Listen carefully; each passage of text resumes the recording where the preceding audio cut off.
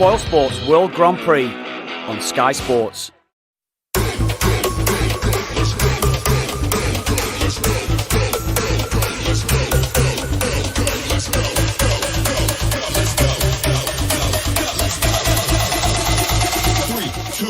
Let's go.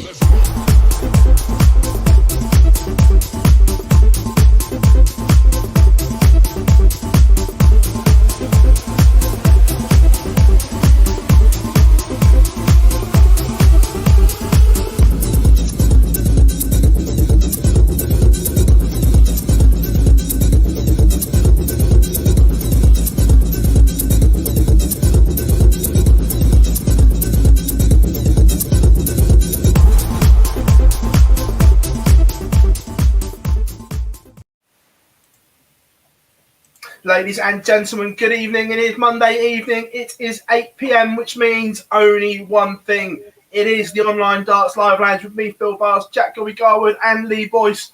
And we are going to be talking darting nonsense over the next 2 hours. And I genuinely cannot wait. Gentlemen, good evening. How are we?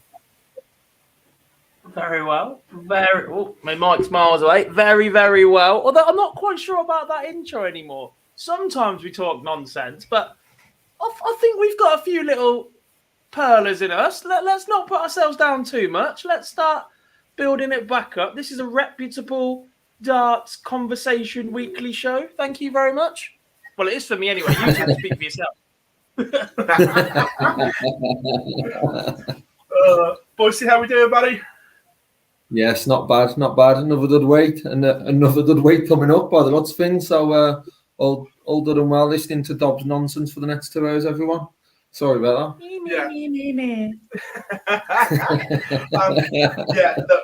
Look, guys, what an unbelievable weekend of darting action we've had from the very top of the professional game right down to grassroots. It's been all go, go, go, which has been unbelievable. Trying to cover it all was tough, but we got there. It's all very good. Everyone in the chat room as well, come and say hello.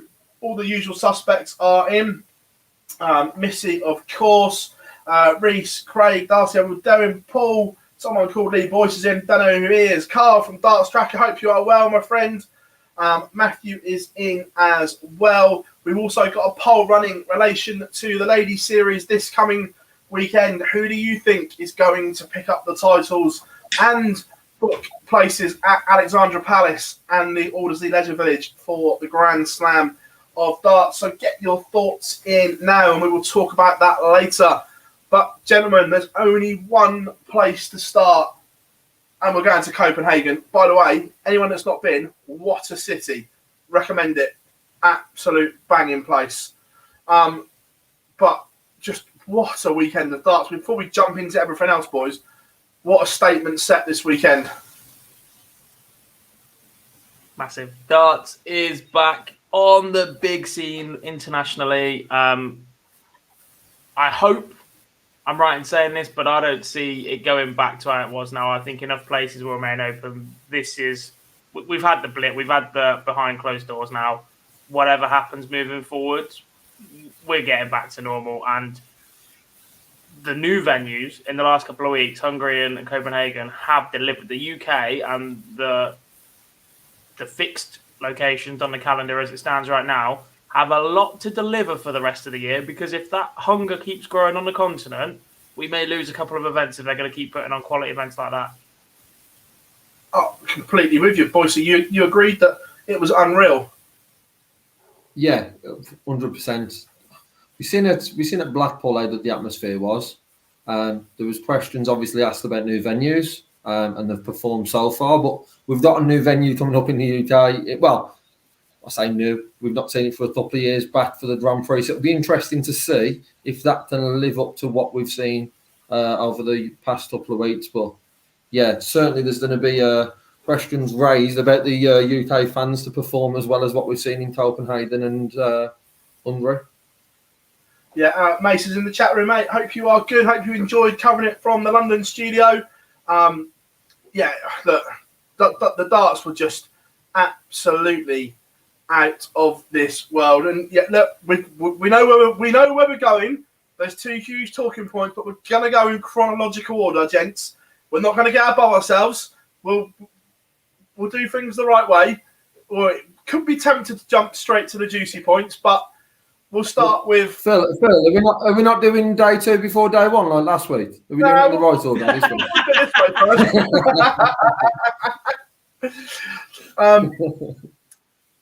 Friday night saw the the 8 PDC representatives take on the Nordic and Baltic regions, and there was only one real. We'll do the shock first of all, which was Madas Razma beating Nathan Aspinall, gents, and the Asp didn't really look himself up there, if I'm being honest, Gob. No, he looked a little bit out of sorts. He looked like he was just searching for that extra something. Nathan's one that, for the last 2 years, we've been saying thrives off a crowd and will absolutely love it when it returns. And actually hasn't quite gone to plan so far for him. Look, he probably had the toughest draw there. Michael maybe with Darius as well. You can see how far he gets pushed. But I just think Razma's been playing that little bit better on the Pro Tour recently. He's been on the stream a couple of times, and you see that he's awkward to play against as well because he loves to fly around the board, and he's not the quickest. He's not the slowest in the world, but he's definitely not the quickest. He knows how to take his time. You won't be rushed by anything. Let's put it that way. He knows when he wants to throw his dart and where. So it is a tough draw. You can't deny that. 95 average thrown by Razma, but yeah, Nathan is struggling as one of the bigger boys right now. Yeah. First game up though, Dimitri van den Berg. Although it was a win, there was definitely a World Cup hangover, Boise. The throw, the demeanour on stage didn't look his normal self. Yeah, and I think that we saw that across. I would say the same about Saturday as well. But yeah, Friday was certainly seemed his weakest, and there was that handover in there. It was just, I think, like Dob just mentioned, there was those two, Razma and Labanosis, because of how they've performed recently. Those were the ones who could have caused the upset. But the rest, including Dime, didn't really have to play at a top standard to get through their results. And I think if Dime would have stepped it up, we'd have seen that close to the 1 and the 2 than it was the 4 leads on the board. Because it wasn't a great Dime performance, averaging around that late 80s, early 90s, I think. So it wasn't great from Dime. No, agreed. I was actually pretty, as the overall standard, not being funny, coming into this World Series, before we move on, because we talk about first round, I was quite apprehensive about the standard we were going to see from the qualifiers. Don't know a lot about them. We've seen the World Series go to America. We've seen it go down under, etc. And there's a few more names that we're a little bit more familiar with outside of the top 2. Overall, I actually thought they played all right. You could see that by the amount of legs they're picking up. There was only the one whitewash. Engstrom looked okay. His action meant that he's either bang on or miles away. But he threw some good darts at one point. 2-ton plus checkouts. 21 tons in 10 legs of darts. That's very, very consistent for a man opening a night as well. That would have been nervous because he'd never been in that situation before. Yeah, no, I agree. Johnny Clayton, like you say, that was the pushover. The ferret never really got out of second gear, if we're being completely honest. Like you say, not much to talk about. However, the world champion, world number 1, the Iceman Gerwyn Price, 6-3 victory over Daniel Larsson, only averaged 90. And events lead on from this. We've got a clip to play you in a minute, but you could see on stage from that performance something wasn't right. Although we didn't understand at the time the full extent, Gob, you could see something wasn't right there. Yeah, it was a bit of a flat game as well. Gezi, because there was obviously something wrong, didn't quite deliver. There wasn't quite the emotion behind it. I think Daniel had a few darts on the floor, actually, that changed a couple of legs that meant this one could have been that little bit close as well. And the opportunity to punish Gezi, like Mace has just said in the chat room, that Nathan Aspinall got punished for things that the others got away with. And I think Gezi is one of those. Daniel Larsson is no mug. He is a tour card holder. But like I said, he had a couple of darts on the floor at key moments from what I remember. And Gezi gets away with one. Yeah, no, I'd agree. We've got a clip to play you as well. If I go like that, hey, we're getting there. We're getting there. So this was Gezi, a brief one, brief clip after we spoke to him after his victory. Yeah, I mean, I was fine 2 weeks ago, and then, towards the middle of the World Cup, sort of started to niggle me, and then, I couldn't even throw a dart really this week. I haven't practiced at all. I didn't practice much in the practice room just now because it just feels a little bit sore. But I know what I've got to do. I just need to get an injection in my arm and it'll be fine. But yes, it's not good at the moment. And from that moment, it wasn't good, gents, because he did pull out, which has consequences later on, which we'll talk to. But we've seen on Instagram the injection was had, it's been done. So fingers crossed that That's got a lot on Instagram from Mr. Price this week, Phill. Yeah, look, a lot of it's been blown out of proportion. Look, I think I know him quite well, and that's his sense of humour. It was tongue in cheek. We won't spoil it because what the thing, but we'll talk about it later on. But I think it's been blown out of all proportion, personally. Then I have a slight different opinion on that. Then Gary Anderson, a 6-3 victory. Gary played okay, 95, considering he'd only had 2 practice sessions since the World Match Play. Don't get me wrong, that comes to bite him later on, and you could see there was a lot of rust. But in this one, boys, he did all right. Yeah, I think back to what I was saying about Dimitri sort of games. It wasn't that, as Dob said, he's right, the standard was good. However, these players now can win games with their B and C game. And I think we saw a lot of that. And it was just a bit of rustiness from Gary.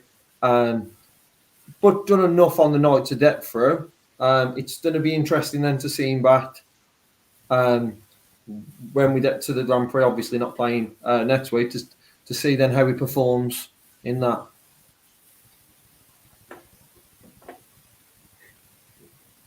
Yeah, no, I agree. I wish Also, I could go less than 30% on the doubles and average 95, to be fair. Yeah. After 2 practice sessions in 6 weeks. Yeah. Also, and true Gary style, we always get a soundbite off Gary, don't we? Always. And things were no different this time around. Set the cat amongst the pigeons a little bit with this one and got social media's tongues wagging, talking about the World Cup. A lot of questions on social media around Team Scotland for next year. Will you let them defend that, or if you want to travel, will you play instead of John? Well, my book, I'm old school. You can't break up a winning team, can you? So there's your answer. Flying Scotsman, quite definitive, boys. Yeah, I like that. He is, but it's such a weird one in the World Cup because at the minute, John Henderson is not in position to be ranked as the 3rd highest Scotsman, to be in that position, to stay in that team. And then if it's a choice between 3rd choice Andy Bolton or 3rd choice Alan Suter, perhaps, or whoever else is coming up the rankings, or Gary, then he's got a bit more of a decision to make off the back of that comment as well. I know we asked him for it, but at the same time, it could come back to bite him a little bit. It does, but we all know that there's that clause in the criteria that basically says we can pick who we want. So forget rankings. If they want to pick John Henderson, they will. Yeah. Yeah, it was something I asked both of you last week around when we was talking about it, that I think if you win the World Cup, that pairing should remain the same to be able to defend the title, and I would like to see it. However, like Dob just said, it's all right, Gary, saying that's a case, but where John Henderson will be at that time is different. Obviously, he's got opportunities now, like the Slam, to up that rankings, but there's people like Alan Suter who are performing very well and to potentially be above him at that stage. Yeah, and also, people saying on social media that he broke the partnership up in 2020 are factually incorrect because neither of the winning team in 2020 went to the World Cup. So all you Gary haters, get your facts right, please, because he didn't break up the partnership. Neither of them went. Live broke up. To be fair, every year Team Scotland is a bit of a soap opera. It just has been for the last 5 years. Yeah, well, and this soap opera. Don't be, mate. Only 2019, they've been their strongest, I can remember, for a while. Yeah, because before that they had a bit of trouble. Then they actually played together. Then COVID. Now this year, No, normally with this though, the soap opera begins about a week or two before the event. This one's going to run for about 12 months, shall we say? Oh, boys, you should know. When I've got a microphone and want to know something, we'll ask anything. Hey, Premier League selection questions are going to come out soon. That's it. September we'll be talking about Premier League next. I'm like, no thanks. We're talking about the World Cup. I've already got my eyes on ones that I think can answer Premier League questions. Hi, Joe.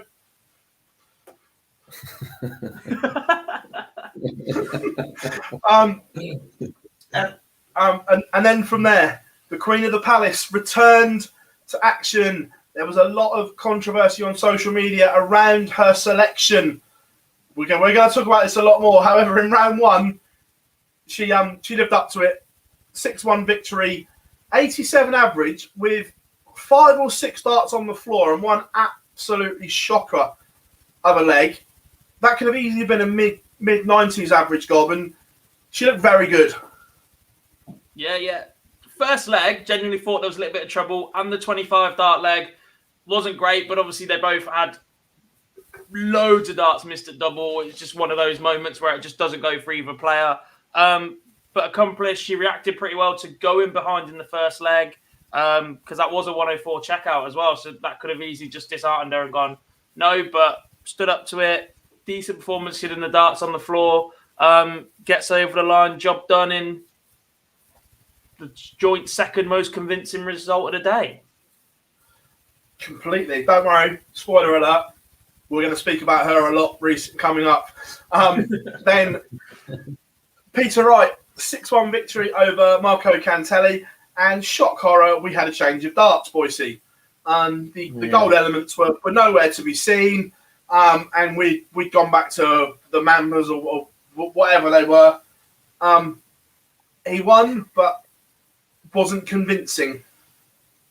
Yeah, it's the same as always. Just because he didn't play very well and he didn't have a great weekend, I'm not in a position to tell him that what he's doing is wrong, because we know we'll turn up next week with a completely different set and probably down and win it. But it wasn't a great performance from Peter. Mid-late 80s. But as I said, just done enough on the day, and then we was hoping to see the performance step up the toss then going into the Saturday. But the change of darts is just always going to be a thing for Peter. Like I said, we've seen him change that many times, and let's be honest, that's not going to stop. But he's in great form. Obviously, minus this weekend, he's in great form down into the back end of the year with that performance they had in the match play. So there's no real concerns for me about the Peter Wright game. Just an off weekend, but a decent start on the Friday. And then the final game, Michael van Gerwen against Darius Lewandowskis. And I'm not going to lie, this game completely summed up Michael van Gerwen's season to date. Brilliant early on, a wobble in the middle, but unlike previous times this year, Gob, to the last 2 legs was vintage Van Gerwen. We saw the best and the worst in 11 legs. Definitely. It's a bit Van Gerwen evolved this to perhaps spoil a little bit what comes later. If you don't get him early, you don't get him at all. And very often in the past, the best opportunity to beat Michael van Gerwen has been in the first round. That's very 2017 to 2019. If you don't get him, you don't get him at all. And he seemed to dodge a little bit of a bullet there. Darius was superb again, fought back brilliantly in the middle of the game. He is really, really turned himself into a very, very difficult professional dart player to beat while he's on the tour. He's got pedigree from the BDO, but he's been a great addition to the PDC over the last couple of years, and he will start taking out these big names more regularly. I have absolutely no doubt of it, because he's quality and he's got bottle. His double top hitting under pressure is ridiculous. We saw that in the World Cup last year. We saw it this weekend as well. He absolutely loves that segment. But yeah, Michael, 97 average, decent way to get off the mark. If you're going to win your first title of the year, you have to stay in it in the first round. You can't win a title in the first round, you can lose it. And that's what he's been doing recently, and I'm still in the hunt. Yeah, let us know in the comments who was your performance of round one. A few contenders, but let us know what you think. Lots of chit-chat in there, which is absolutely amazing. Remember, make sure you give us a thumbs up because it helps on the analytics. Only 19, you can do better than that, guys. I know you can. As we blitz through the 14K sub mark, you can drop us a like as well. Would be amazing. So, round one, all done and dusted. Like we said, the news broke overnight that the Iceman Gerwyn Price had pulled out. So, Fallon Sherrock received a bye to the semi-finals. And as you can imagine, Darts Twitter went into overload. Conspiracy, the PDC had paid him to do it, blah, blah, blah, blah, blah. Grow up, people. This is a professional organisation. Paying people to pull out. Come on now. The one that they tried desperately to get into the Premier League because he was so integral to what was going on. Yeah. Yeah, and they literally were on at him to get double jabbed because they didn't want him to miss overseas events. So Fallon received the bye. Game number one, though, Dimitri van den Berg against Gary Anderson. And this really was a game of who wanted to fall over the line. And I don't think either of them did in the end. It was 10-8 to Dimitri van den Berg, but both players had chances. Both players missed chances. It was very scrappy, Boise. Yeah, there was the two players from the Friday who continued probably at the level there was at, where everyone else raised their game and then went into the quarterfinals and semis. It felt like, but Dimi and Darry just didn't get going. It was then to a stage where it could have gone either way. It was not great from either of them, both below the 90 average in this sort of format with Dimi and Darry Anderson, not what we expect.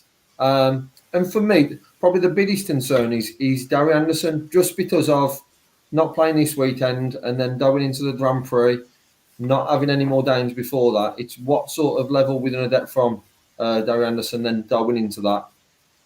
Dimi was just, for me, it's the handover we've had since we've had the match play has not been to the same heights. But yeah, not a great way to start the day in regards to performance-wise, but Dimi getting over the line. No, I can tell everyone on good authority, Gary has got some sessions with Ryan Searle penciled in.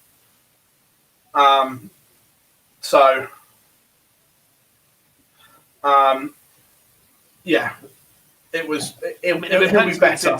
The World Championship final last year, but they are penciled in. They've had 5 or 6 already. Yeah, one of his sessions last week was with Ryan. I'm doing good, I think. Ryan plays at a good pace. Yeah. I think that'll help. Yeah, the thing with Gary for me is just the time on stage. It's just the lack of time on stage at the moment that he's had, just going into the next couple of months. So be interesting to see how he performs at the Grand Prix. Yeah.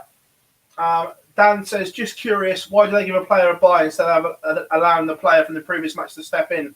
Because they have been beaten. If Gezi had pulled out, then the other guy would have gone through. It's because the match took place and he was actually beaten. So that's why. Then the third game in the afternoon session, an absolute demolition job by the Ferret. 10-3 over Peter Wright, 103 average gob, and Johnny looked very, very good. He did. He looked superb. He took the wind out of Peter Wright early on, I think, with the 2 ton plus checkouts early on in the game, and just kept him at arm's length through the rest of it. Looked Johnny Clayton, when he's front running in that mode, is very, very difficult to stop. And Peter Wright wasn't the most convincing in the first round. It just felt a bit like this weekend he was going through the motions a bit. He tinkered with his dart setup again, so maybe this was just a test run for it. once he's through the first round, he's in the World Series finals, and anything can happen from there. He can rock up whenever he wants. 3 from 21 on the doubles does not help either from snakebite. But yeah, a convincing victory for Johnny Clayton. Yeah, absolutely. And then Michael van Gerwen making a light work of Madars Razma as well, Boise, in the last one. 101 average from MvG, and the wheels were just starting to turn for the big green machine. Yeah.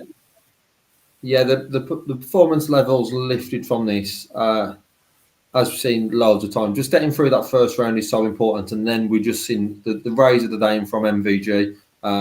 The numbers got better, the performances got better, the checkouts were getting better. Everything this game was coming together, and I just think, I'm not sure if the Price news would have gave him some sort of lift, that, you know, we thought this was a real opportunity of getting that first title. But on that Saturday, he just seemed to be a bit of a different player from what we've seen recently. For me anyway, and I just thought from that game he was a real contender. Going into that Johnny, down into then what was going to be against Johnny Clayton. God. MvG in the practice room before he goes on for this game. Peter Wright has gone. Gerwyn Price has gone. Is he thinking now, if I don't win this, I may not win one? Possibly. I mean, it did open up a little bit. Let's not be. Yeah. We'll in a come World on to that Series, later on, but yeah. When you get two invitees, basically, in your first 2 rounds, you open up the title contenders from the last few months. The other members of the big 3, shall we say, have fallen. There will be a couple of those thoughts going through his mind, especially in the year that he has had, being so barren. He is defending so much next year as well. If he doesn't start tacking a few fair chunks of cash on his ranking at the back end of this year, he could be in a bit of trouble ranking-wise. So this is a good time to stop the slide. But yeah, definitely that will be going through his head, especially once you, without being disrespectful, once you get Madars Razma. Because if that's Nathan Aspinall throwing a 97 average, scrapping for every single moment of every leg, that's a different battle altogether. Yeah. So the afternoon session was done and dusted. Everyone, chat room is on fire. Someone, I think it was Missy, asked, why would Gezi go if he was going to pull out? Long and short of it, the top stars get appearance fees for the World Series. Don't go, don't get an appearance fee. Yeah. Then, so the semi-final lineup was there, and this is where the drama started, gentlemen. First up, Fallon Sherrock against Dimitri Vandenberg. Dimitri was 5-1 up, and if we're being honest, Fallon should have been 3-all after 6. She missed a truckload of doubles early on. Then 7-1, 8-2. Hands up in the chat room at 8-2 if you thought it was all over at this point. Yeah. It was all over for me. I was absolutely off my face by this time of day. I'm not going to lie. I had the winner's tweet written up, and I just kept changing the score. Shock horror. Fallon Sherrock comes back from the brink to defeat Dimitri Vandenberg in a PDC TV semi-final. And she has balls of steel. Because some of those finishes, Gob, were unreal. Yeah, she's 11 from 31 on the doubles, but what that doesn't show is the clutch last starting hand finishes. She missed a couple of opportunities at bullseye earlier on in some legs as well, which then mean you have to go and clean up. But that just piles a little bit more on Dimmy at the same time. She handled it superbly. She was so composed. And as Dimmy seemed to be falling apart a little bit, she just seemed to get stronger and stronger towards the back end. Yeah. the closing stages of this game, I just marked it down here. She checks out 101, checks out a ton, and then starts the deciding leg with a 180. If you're Dimitri van den Berg, what is going through your mind at the back of the stage, Boise? Yeah, and with that happening, Dimmy sat on 60, I think, in one of them. Even a lead before that, Dimmy sat on a 2-darter when Fallon's done 180, then 89 in 5. There was so many stages where, as Dobb says, the stats sometimes you can look way too much into them. But if you looked at that last starting hand over these last 5 leads, when Dimmy sat on, I know we missed a handful of darts, and you can say she was lucky in that aspect. But how good Fallon was, and then there was other leads where Dimmy was either on a double or last had a 2-darter, and Fallon was taking out those big finish. It was just some unbelievable stuff from someone who has got very little experience on the PDC stage other than the Worlds, and to perform to that standard at that part of the game was just incredible. One of the best combats I can think of this year. Just the level that she was performing at and how she was checking out was just so good. It's just nothing phases her. Nothing changes. The setup to every visit is the same. There's no emotion. Goes through it. The Ice Maiden herself. And then I went fishing on Twitter, as always, because Fallon, the first female into a PDC televised final, and I caught a few. Obviously. Can we talk Dimmy a second? We're going to talk Fallon a lot more for the rest of the night. Can we talk Dimmy a little? World Cup, not that great. Probably got it the wrong way around, as the top-ranked player should have been on first. We sort of gave Scotland a bit of jibe for this, despite the fact it worked for them, and gave Belgium a little bit of a free run when we spoke about the other week. This weekend, 3 matches, highest average of 90. The cool, calm, composed Dimmy that we are so used to seeing on stage. Don't get me wrong, he went berserk on the maximums against Gary, I think it was. But the rest of it, it was like there was a different person on stage. It's like genuinely like we've seen a different person on stage for the last 3-4 months. He just lost all of his composure, and that's always been. Don't get me wrong, I sit there and I hate watching it. I just think it takes too long. Part of me thinks that perhaps a little bit for the cameras to give off this persona that he is so relaxed, but then when he takes that deep breath and drops himself a little bit and centers himself and whatever else, that was nowhere to be seen for the last couple of games. And he just looked panicked. He looked flustered. He just did not look like he fancied it. Don't get me wrong, the darts that he's missing at doubles weren't horrendous darts, but you didn't feel like they were thrown with any conviction either. He was just hoping they were going to go in. There was no, I'm going to hit this, game over, get it done with. And it just felt a bit like that all weekend, even against Engstrom to start with. Yeah. No, agreed. Yeah, 100% more on that, Dob. For me, there was the free at double 2, and there was getting further and further away. For me, the loss to Fallon will hurt him more because of the manner of the loss and in being so close and missing so many darts at a double, which we just do not associate with Dimmy. That will surely hurt him more with the form he then shown at the World Cup.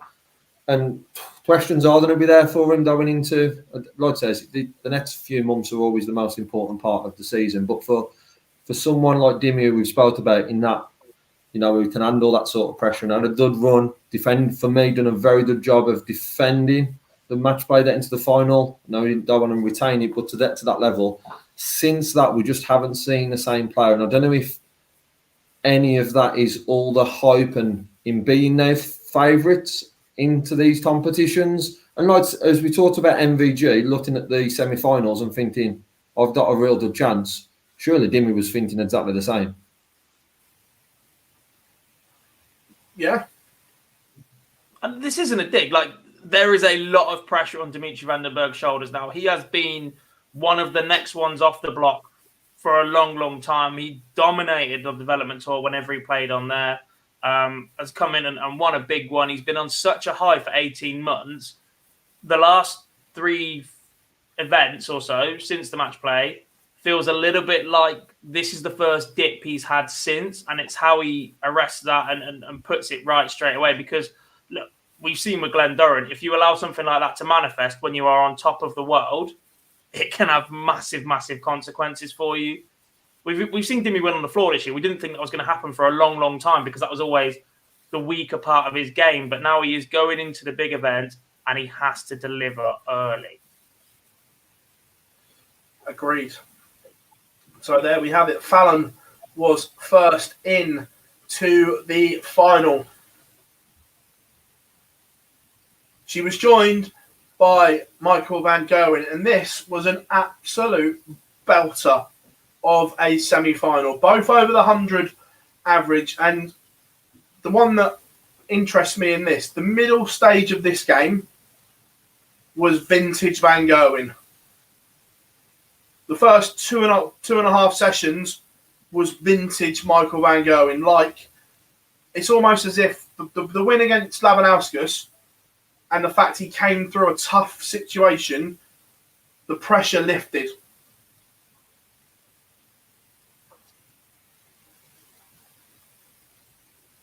Yeah, sorry, I thought Lee was going to go then because I went last. But look, to win the second mini session 5-0 against Johnny Clayton, the way he's playing, finishes with 103 average overall. That's not easy to do. I said it when we were talking about his performance earlier against Peter. Right, if he gets out throwing like that, he's very difficult to stop. Not only did he get stopped, he didn't win a leg in that period.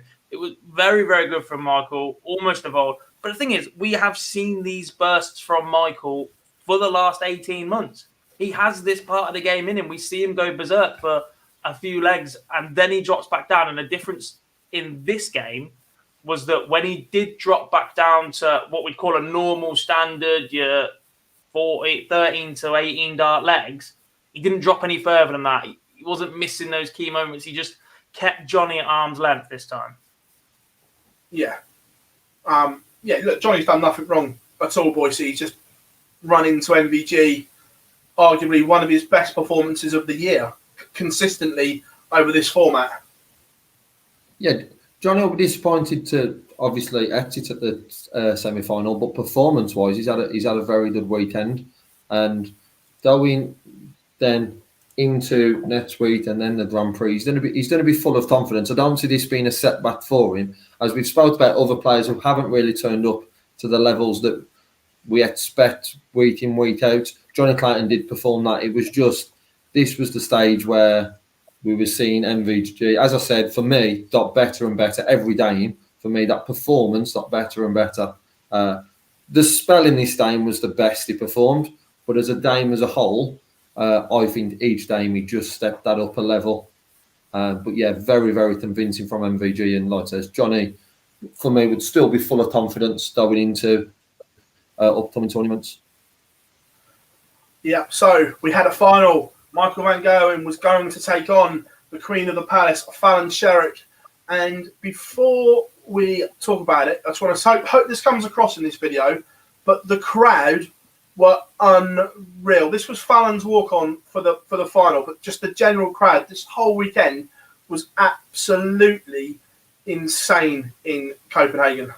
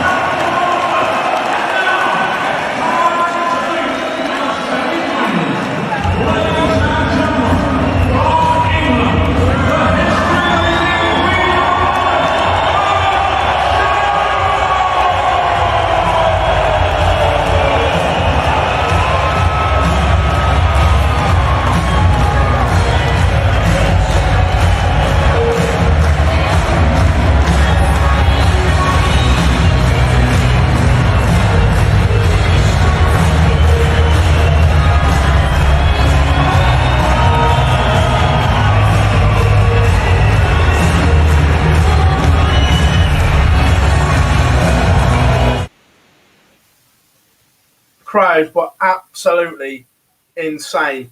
And that walk-on is annoyingly catchy because once I've heard it once, I just sing it all the time. Yeah, and I think we had too many shots. It was very apt come Saturday night because me and Jar were at the cricket together. The crowd were absolutely top draw. So Fallon Sherrock against Michael van Gerwen. This was interesting because for the first 2 and a bit sessions, Fallon was nothing short of sensational.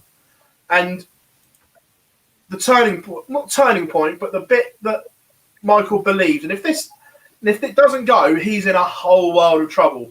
But he took out 72 to get back to 6-4 at the second break when Fallon was sat on it was either a double or a 2-darter, and he pins that 72 to go into 6-4. But she was averaging over the ton for the first 13 legs, I think it was. Forget if you're man or female. That's sensational darts, Boise. Yeah, she sat on double. Sound 60. But for me, it was the way MvG went. Obviously 72 went for the 16s, but it was how that first dart lay was so close to the treble. He had the whole bed to just hit single 16, but it seemed he had it set in his head that he was down treble 16 double 4. And it was when I watched it, it was for me. It was that point where it was a big roar from MvG, massive down into the break. Didn't know at that stage that Fallon would only go on and win one more, but that was, I think, the turning point it seemed in Michael's head. The confidence he had when he come back certainly then changed the game, and it limited then the opportunities that Fallon had. Yeah, completely. For obviously those that don't know, Michael van Gerwen did go on to win. But for Fallon Sherrock, 1, to get to a final, 2, average 96 in that final, cannot be underplayed, can it? No, definitely not. Look, it is a short format tournament. Obviously, not having to play Gezi is a nice little relief, despite the fact he claims it's a gift. But yeah, she was super weak. Getting through the first round against hindsight, that was purely about the result. First time back up on stage, and after that, she just got better and better. To come back against Dimi, I don't care what the average said in that one. That just to have the nerve to get back into that game and then produce what she did against the second best player of all time in a PDC final in front of that many people in front of that many people in the crowd. Yeah, I see that face. Is just superb. Like, that is top level, world class darts. No matter what gender you are, that is what Barry Hearn and his vision for darts has been for a long time. Is that it's an open event for everybody. There will be multiple Fallon Sherrocks coming in, and we won't be sat here talking about it like it is such a big deal. It will just become the norm. I've said this for a while. We'll touch on that more when we talk about the ladies series, but. A good little vantage point for this one. This was the winning moment captured by my very trusty iPhone.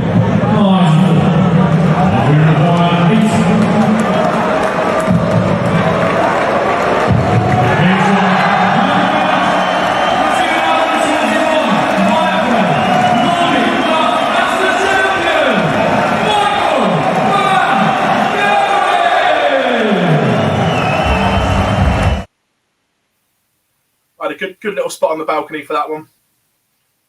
Oh, look at me. I went to Copenhagen.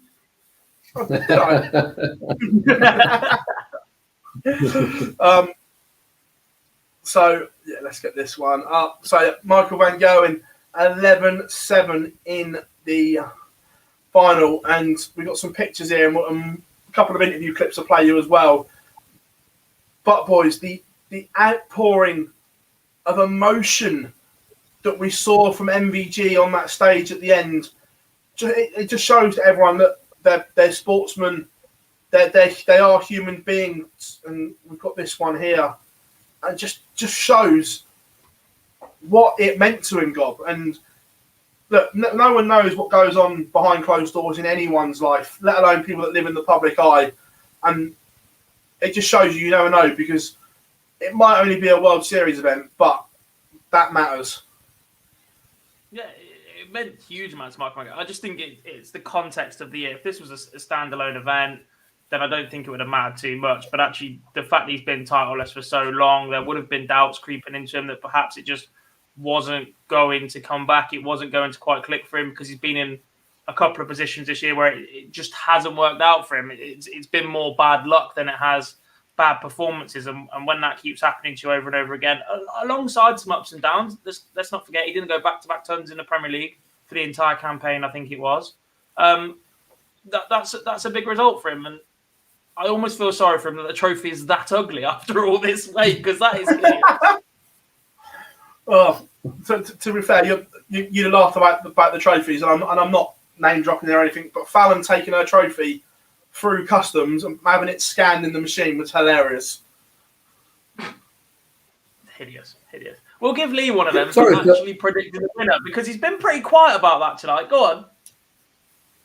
I was waiting until we got to the final to mention it. I didn't want to bring it up. I just dropped a little note on your Twitter earlier just to remind you. Wanted to make sure you didn't forget about my prediction that this would be the first of many before the end of the year. But optimistic. Was not optimistic. The man pushes on from here. I really think to do, and I think there's going to be a lot he can take from this weekend. Not just winning it, the comeback, last leg decider. There's all parts of it. The performances in the quarterfinals and semis with 103 around the 103 for both of them. There's a lot that MvG can take away from this, and I honestly see him going on and winning multiple. Now I think the release that we're seeing from him, the emotion we're seeing from him right at the end, I do think he'll push on, and he'll be certainly winning a couple more. And I'm even think he'll win at least one, if not two more on TV. Look, there were genuine signs this weekend, Gob, that things do look better for him. The throw looked so much better. The averages were better. The composure looked better. There was genuinely good signs for Michael Van Gerwen across the whole weekend. There was. Like I said, this is a great moment for him to arrest the slide. I think I'm not with Lee where I think this starts a run of hundreds of titles or whatever for the rest of the year. If he gets another one, that's when I think the run starts, because to win any other title in the PDC right now will take more games over a period, whether that be a day for a Pro Tour or over a week for any other event. That the World Series are the shortest events to win, but it's a good win for him. That, without being disrespectful, it did open up a little bit for him. Johnny Clayton, arguably the toughest game in terms of ranking. Well, not arguably. In terms of ranking, Johnny Clayton, the toughest opponent he played all weekend. Rasma has a tour card, but is not top 32. Opening round win. And then Fallon. Look, Fallon's performance was great in the final, but if you're a betting man, you're going to back Michael 99 times out of 100 in that one, just because of the experience, the ability, that extra gear that he has got. So I'm not taking anything away from this win. It's a good win, especially considering everybody else going out. You can only beat what's in front of you. It's the next title that I'm interested in. Because if he gets that one, then I think he's back. Win's a habit. But on Dob, for me, this win the weekend was bigger than him going to win, say, a Pro Tour in a few weeks. As much as that potentially would be more difficult, his run would be more difficult. The fact he's won a title in front of that many people, with being back on TV, winning titles, up against Fallon, where obviously Fallon was the fans' favourite, all that for me, and the performance against Johnny, for me, that's a bigger win than winning one, say, a Pro Tour event. I think so. As it's the first one to reset it. Yeah. If it had been the other round, if it had been a Pro Tour first, then I'd be saying exactly the same, if not more. I'd say he's got to go do it in front of the cameras now, because that's where we've seen the drops a little bit more, perhaps, and the disparity between performance has been pretty consistent on the Pro Tour without being exceptional. Doing it in front of the TV camera is perfect. Back it up, and then he'll kick on. I think that backup is so important for him this year. Well, we've got a couple of clips Yeah, we'll start with Fallon. These were done afterwards with the winner and runner-up. Yeah, no, I'm so happy with myself. The fact that I've pushed, Michael van Gerwen. I mean, there's not many people that can say that. And the fact that I had the privilege of doing it, I'm so over the moon. The fact that I made the final as well, absolute buzzing. I weren't dreaming of Willie. I was thinking, oh my God, I'm 6-4 up. I'm 6-4 up against Michael. I was like, okay, just hold it together, And I was just happy with how consistent I played. There was a couple of dips and stuff through the game, which I can easily fix. But overall consistency, I'm happy. And the fact that I was, 6, I can't remember what I was now, 6, whatever up, I'm happy with that. And I mean, obviously, I'm disappointed with a loss. But at the same time, I'm happy that I pushed Michael as much as what I did. There was one night in that I loved more than ever. I'm disappointed with the loss. I like that mentality no matter who you are. Whether you're expected to win or lose or not, the disappointment with a defeat like that. I think that should have been the first line. I think that's the true mentality. There was that little bit to start with where I pushed Michael van Gerwen. Don't be in awe of him. Go and say, I'm gutted I didn't beat him. I started brightly. I had him on the ropes. He's pulled off a decent checkout, and he's got away from me at the end. I'm disappointed with that. Not, it's Michael, blah, blah. And then I'm disappointed because just change that a little bit. You've been up there now. You've done it on TV in the PDC twice now to beat players that 5 years ago, there would have been absolutely no chance that you'd have even had the opportunity to compete with them, really, unless you went through Q School alone. She is smashing it out of the park, and back yourself, because on stage she is a completely different animal. And here we have one with the clip from the winner. It's not about what's on stake. It's about winning tournament again, and that made it really difficult for me. And Johnny played out of his skin. I had to perform my A level, and then the final against Fallon, she was playing out of her skin. I only can give her all the credit. She did really well, and fair play to her. But I'm really glad I won this one. What you just said, it's been too long, 292 days. That's normally not something what happens to me, but that makes it even nicer to win tournament again. Again, emotional from the Big Green Machine. All the interviews can be watched in full on our YouTube channel, Online Darts TV. Not now, obviously, when we're done for today, but plenty of reaction over there. You lot absolutely smashed it at the weekend for us. And again, make sure you drop us a like today as well. Two good interviews from the winner and runner-up. Right, that's that one done there. So, Copenhagen all done and dusted. We're going to do a little bit on this now. So, Fallon, what an opportunity she has in the next few weeks, boys. Everyone said the momentum had been lost that she had from that World Championship because of COVID. If anything, it's back bigger than what it was. Social media was in absolute meltdown over the weekend. And with these 2 weekends of Ladies Series action coming up, she can get to the Slam and the Worlds. Call me a cynic. I am going to mention the P word. We're not talking the travelling circus. It's September. Don't even do it. Don't even do it. But you're thinking the same as me. Do a certain do not even mention the Premier League right now. Do you think said broadcaster would? Hell yeah. I don't doubt their intentions. We know what they tried to do this year. I do not doubt their intentions at all. Which makes this the most important floor event in the PDC Fallon has ever played in. Because yes, she's been to Q School. Yes, she was at the Ladies Series previously. She hasn't got over the line in any of them yet. This is the most important one now because she's going back in. She's been playing the Live League this year. She's had a massive run here once again.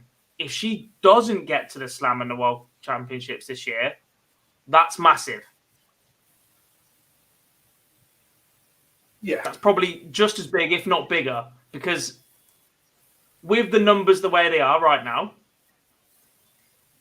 with the entries to the Women's Series, these opportunities might not exist in the next couple of years. There may be a time when the PDC just go, no, it's not getting the uptake that we need, that we want to make this viable for us. We're going to go back to saying it's an open event. We're not going to hold women's only events.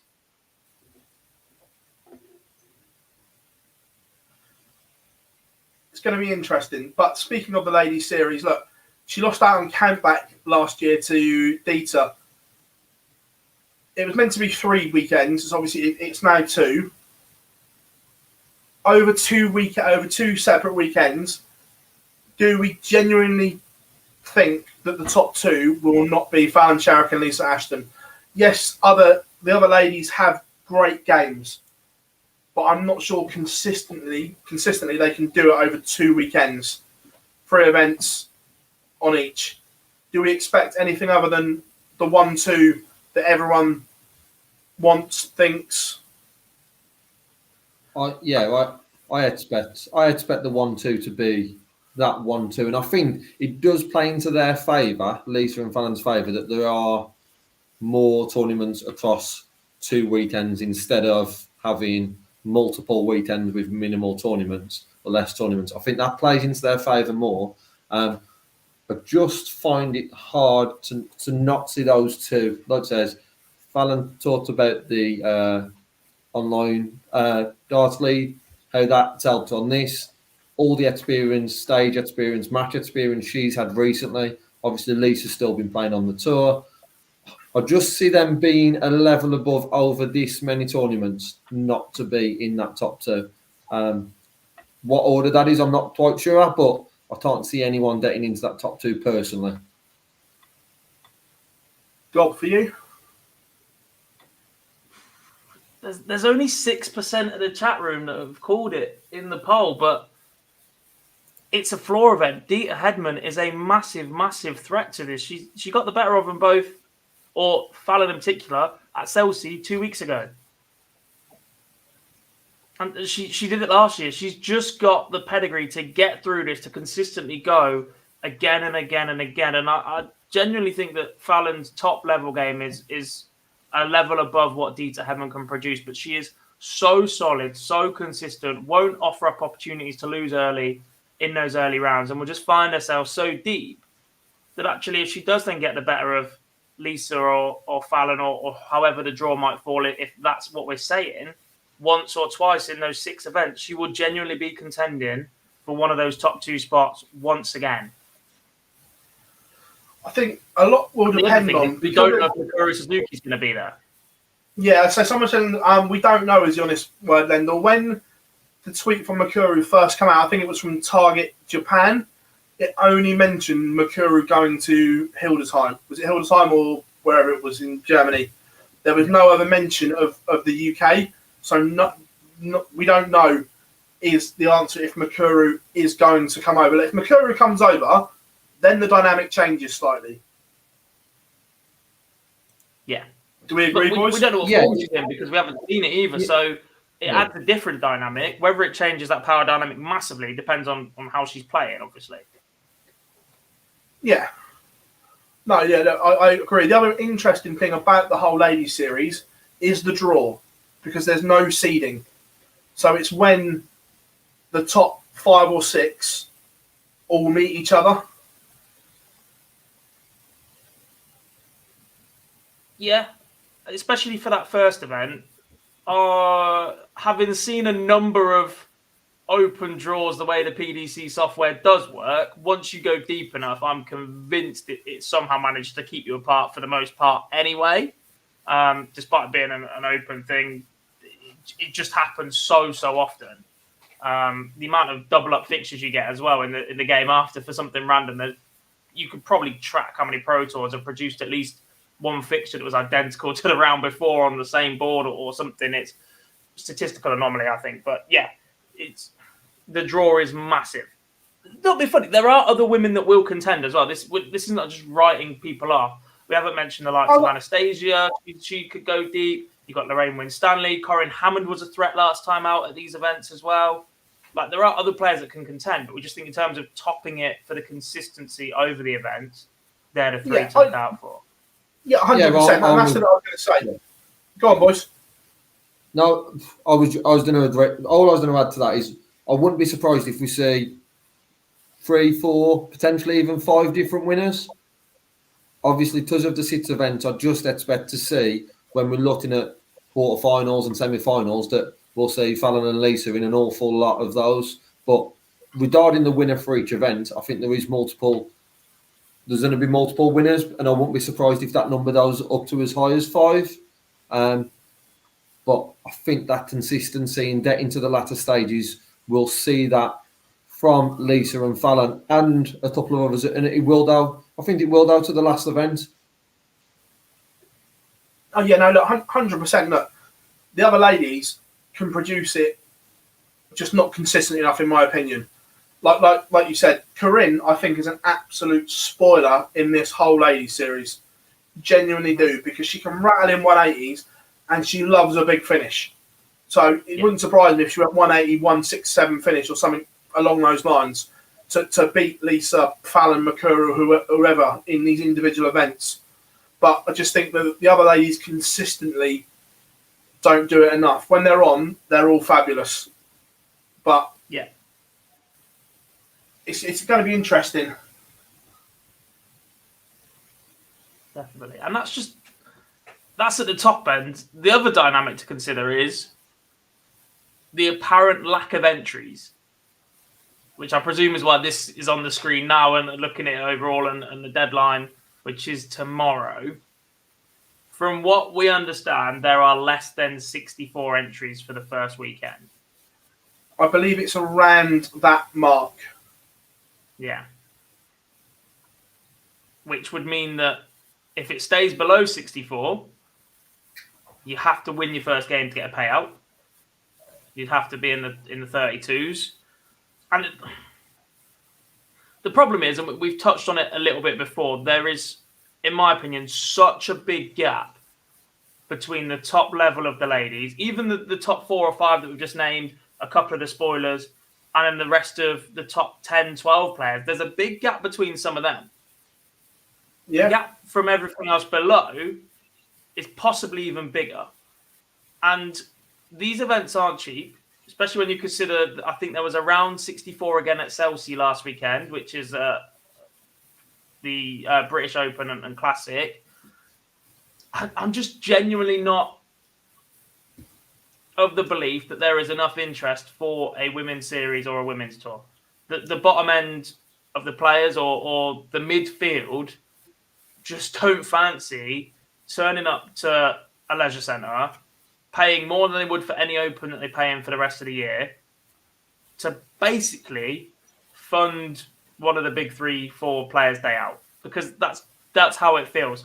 For somebody to come from the pack to upset the big 4, I'm just not sure that exists.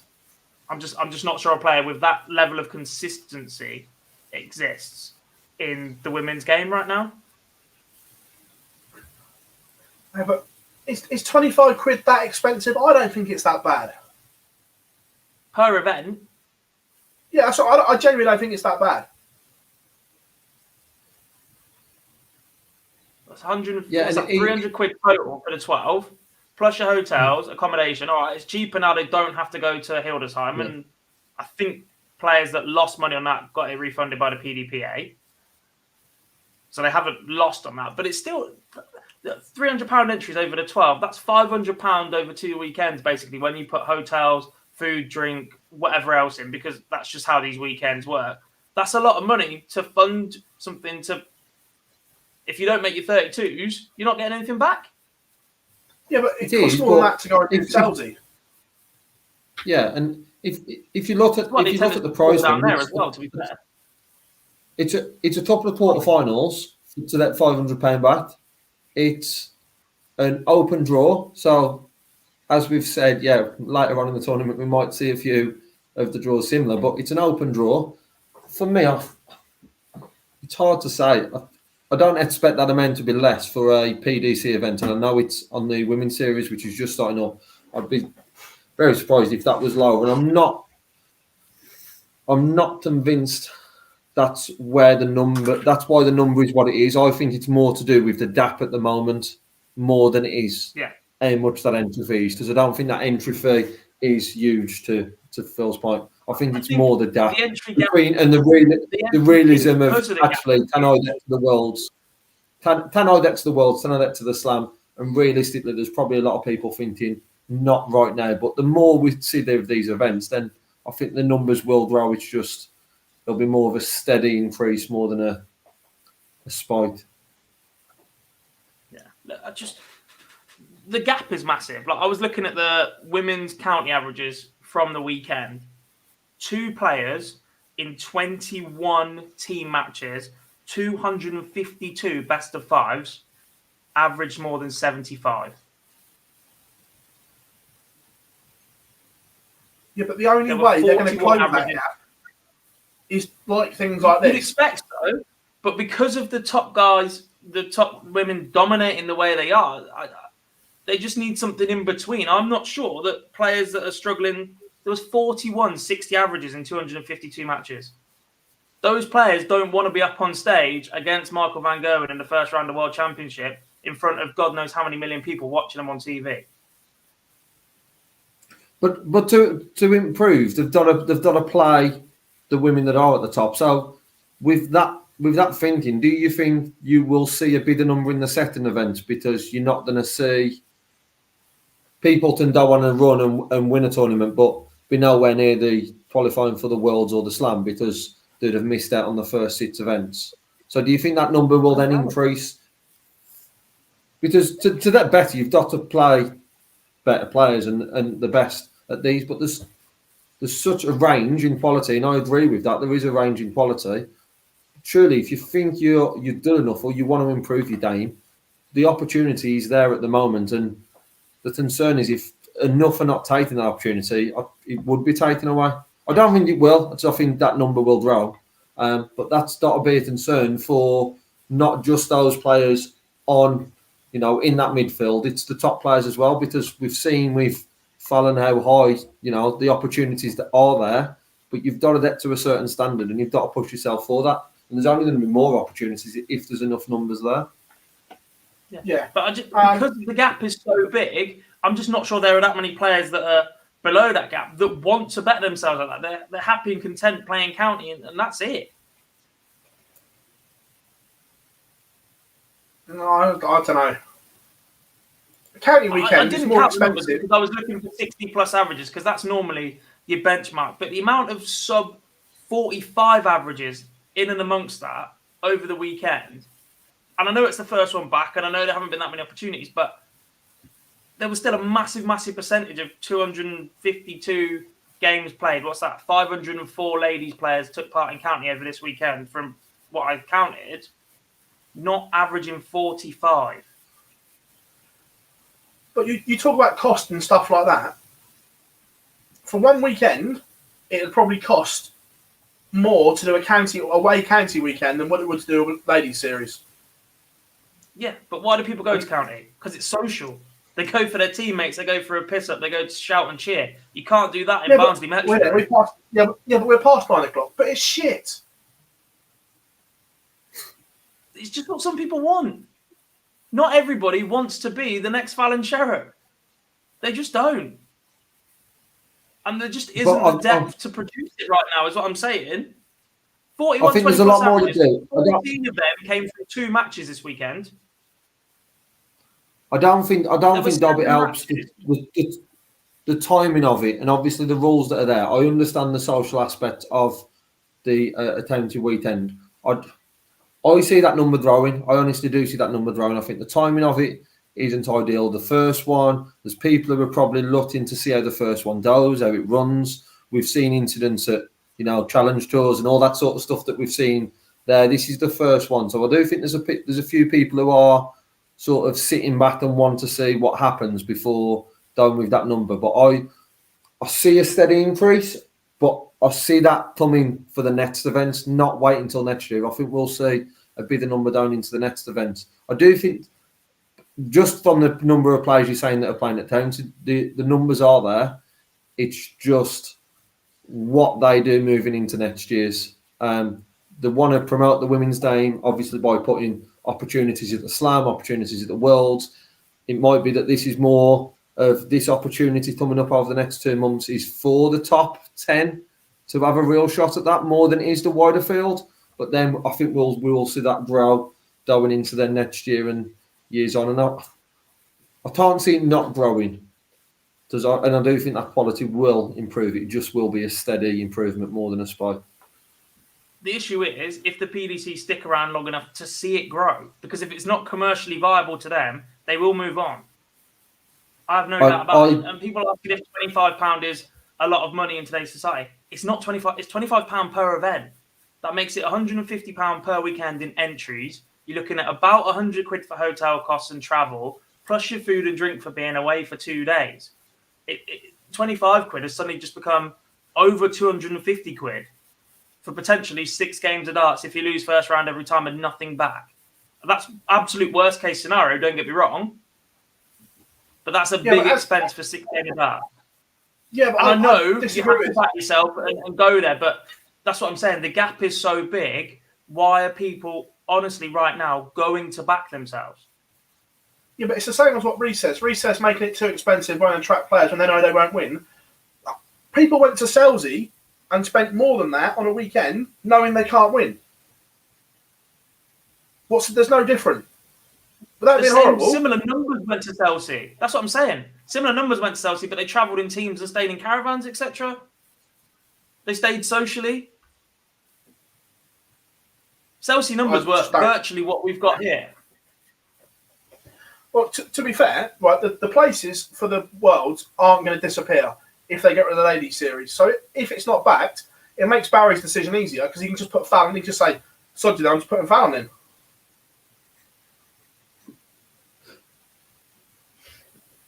Yeah. Boyce is laughing, but I'm right. I don't disagree that will happen. Yeah, and I don't disagree that's why I'm laughing. If there's 2, who's your second pick? Because if Lisa loses their tour card,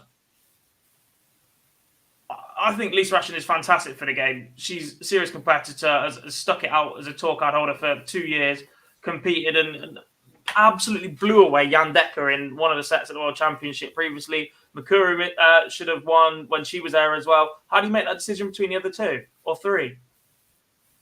Rule number 1. I don't think I was laughing because I was laughing because you're right, PB. But I honestly don't think it'll get to that. I don't think it'll get to that stage. I really don't. I hope not. I hope not. And the ladies need to realise, look, this might sound real bad, but I don't care. They need to learn and just back themselves. The men's tour was exactly the same 15 years ago, whenever it was. Taylor would hoover up most of the money. But the men stuck with it and backed themselves, and look where we are now. The ladies have to do the same if they want the ladies' game to progress. Otherwise, it's going to end up exactly the same as what it was with the last few BDOs. Horrendous prize money and absolute diabolical coverage. You have to be big, you have to be brave, and go and back yourself to get better.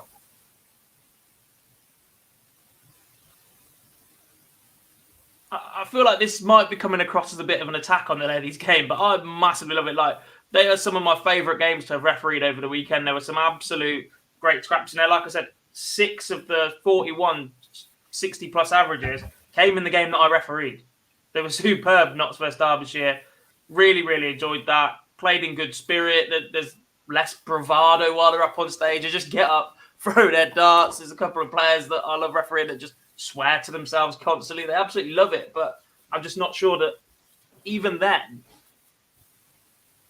Over the weekend, I refereed someone that played at the Lakeside in the World Championships. A couple of players that have played like effectively a county Premier League style event. I'm just not sure they want it. Yeah. Look, it's going to be interesting. And Sean, Fallon's there this weekend because she deserved her place from what she achieved, and she's genuinely top draw.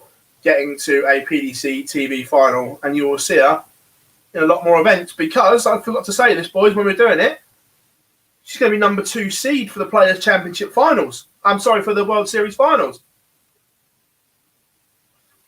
She's done well if she's Players' Championship seed number 2 as well, because she's not played a Pro Tour all yet, Phill. But yeah. Hey, don't worry, if Barry can find a way. A lot of people asking, yes, we are going to do the Ladies Super Series stream for. The demand is there, so yes, we are going to do it. We're just finalising the times, just waiting for the PDC to tell us what times they're going to start. Believe it's going to be around a 10:30 start. So yes, we will bring you coverage of all 6 events on both days. Right, moving on. There was other darts in the world this week. We've done that there. There was some big events up in Scotland this weekend.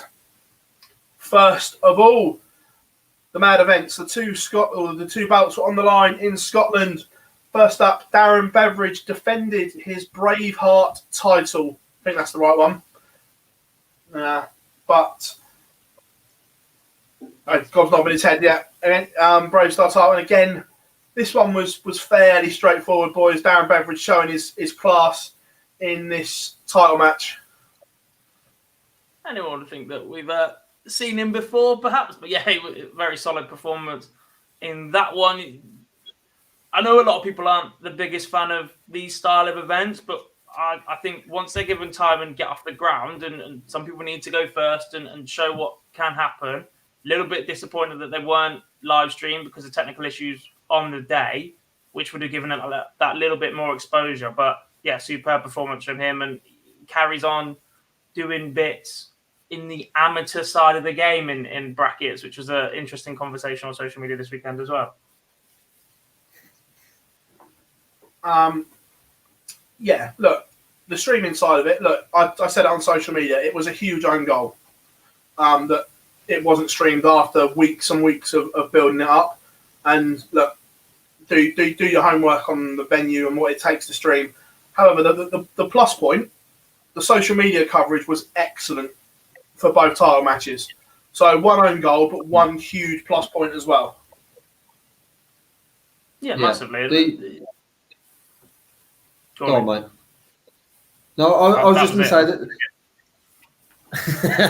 the disappointment was there because it was, 3 hours before the event, 2 hours before the event, and the amount of build-up we know how well, especially for the European title, is we've seen how well Richardson and Thornton are playing, and it was a game that I was really looking forward to watching. But we got the updates, which I agree were very good, and there was a good plan B, but that announcement a few hours before was a huge on goal.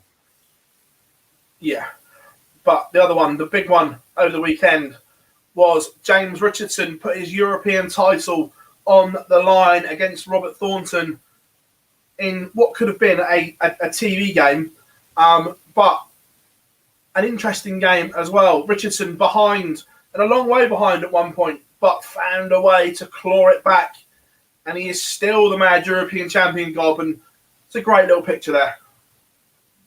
Yeah, quality. Like you said, it could have been a TV game. We've seen them both in the live league, of course, over the last few months. They're just producing quality darts. Those two have been around the block for long enough now. Have had big wins on TV. Thornton, obviously, far more than James. Recent exploits, though. James is firing in 9 darts for fun whenever we get a chance to see him. So another big win. And that's the perk of taking one of these titles. He received a purse bid to put his title on the line. He comes with a victory, and now someone else is going to have to pay him again to have another crack at it. Yeah, look, and we're starting to see how these work and how these roll out. Look, James, we saw on social media, couldn't have been prouder to, 1, have the belt, 2, defend it, and go on and defend it again. Yeah, and defend it in Scotland against Thornton.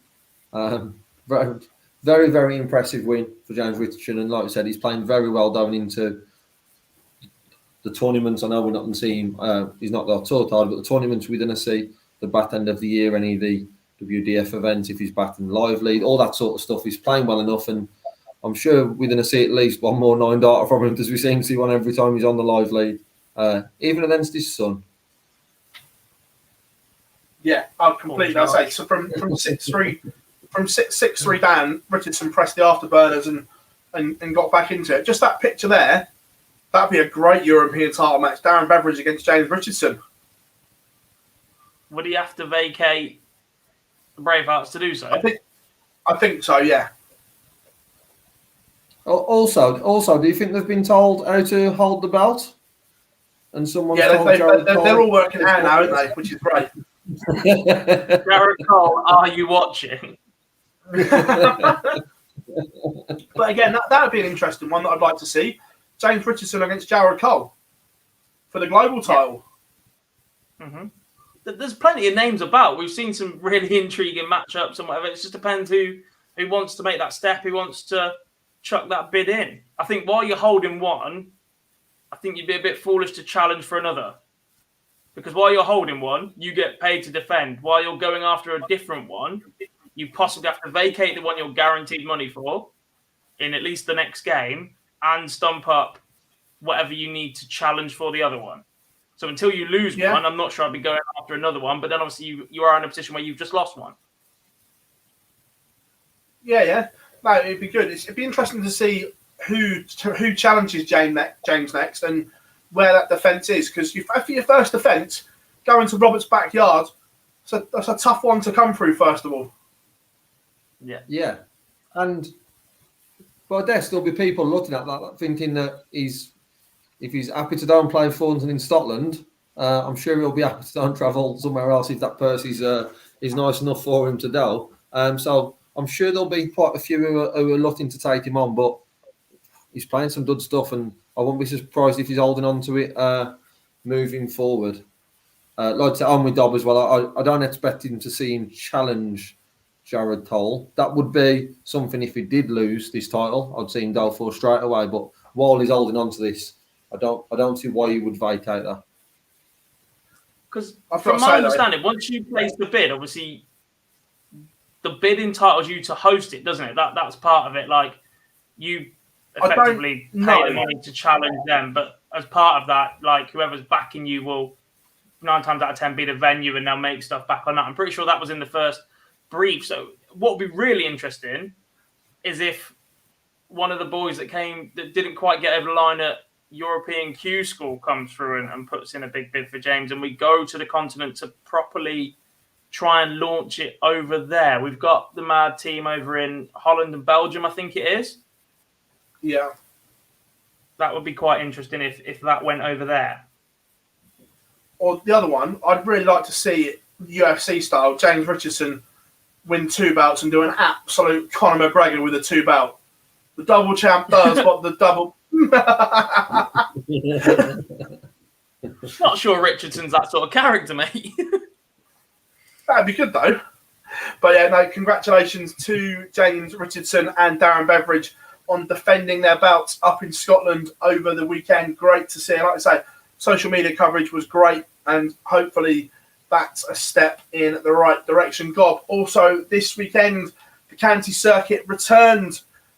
I'm not going to lie, I didn't see a lot of it because of everything that was going on, but did it go well for, first of all, your point of view and overall? Well, I didn't see a lot of it, and I was stood 1.5 yards from the dartboard because my eyes were very, very blurry for a lot of it. But yeah, it was fantastic to be back up on stage calling. It was a great atmosphere considering it was the A52 derby that I was hosting in Notts vs Derbyshire. Really good atmosphere between both. Derby clung on to the tails of Notts overnight. They went in 10-8 down, and massive performance from the ladies. They got them off and running. And then Derby got over the line 2016. But there's been some really good results up and down the country. Yorkshire struggled early on. They're normally one of the top sides, but they got beaten by Warwickshire.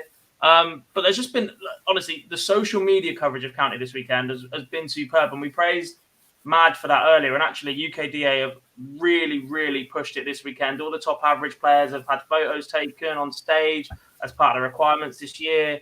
The advertising banners from each of the sponsors in each league were all about. And that's what county need a little bit, just that little bit more visibility. I know you just called it shite 14 minutes ago, to be precise, at the 10 past 9 because I checked it because you checked the time as well. But it's just a great atmosphere. It's a bit of fun, and yeah, look, it still means a lot to an awful lot of people. Yeah, I'm not convinced. Not everybody has to play a sport to be the best in the world. Me and you play Sunday League football. My team is Sunday League Division 4.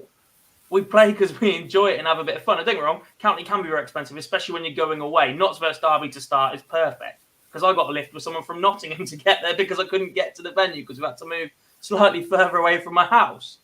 And when you do get the big long round trips, yes, it does add up. It does get a little bit more expensive, especially if you're staying in a hotel, you're paying for a team coach. 9 times out of 10, you're all out on the Saturday night as well. That's when it adds up. That's when sometimes I question, is it worth that expense for potentially 4 legs of darts to 7 legs of darts if you're a men's A player, for everybody else for potentially 3 or 5 legs of darts? Like, that does get expensive for that. They are long old days as well because of the way the format is. But actually, look, people who go there, they have fun, they have a great time. Really good atmosphere. The venue this time for us was superb, and you've seen plenty of videos about elsewhere. And look, county, for me, because it's up on a stage in so many of these venues, it's a bit of a stretch of a comparison, but it's like that next step with the Euro Tour. You play in floor events, you play behind closed doors, you play in front of a crowd up on a big stage. It's that home from home where you're learning with, you get your walk on if you're a home team player, you've got somebody calling out your scores, you've got people reacting to every single dart that you throw, if you throw a big one, etc. You've got people cheering you on. That's invaluable experience, in my opinion, just no matter what the costs are. Well, I talk about, obviously, my county Hampshire, and what you say, that they got battered this weekend. And look, in my opinion, their squad... What's that? I don't think their squad... Oh, no, the men got hammered. Oh, the ladies did okay. Well, when you've got Corinne playing in the B and the A, Tracy North, Nikki Stevens, and whatever, the ladies were all right, but the men, I know of a few. I'm not going to drop them in it, but there was a few that were asked to play and should be playing, and they were like, "I'll play home games, but I'm not travelling 4 hours for potentially 5 legs of darts."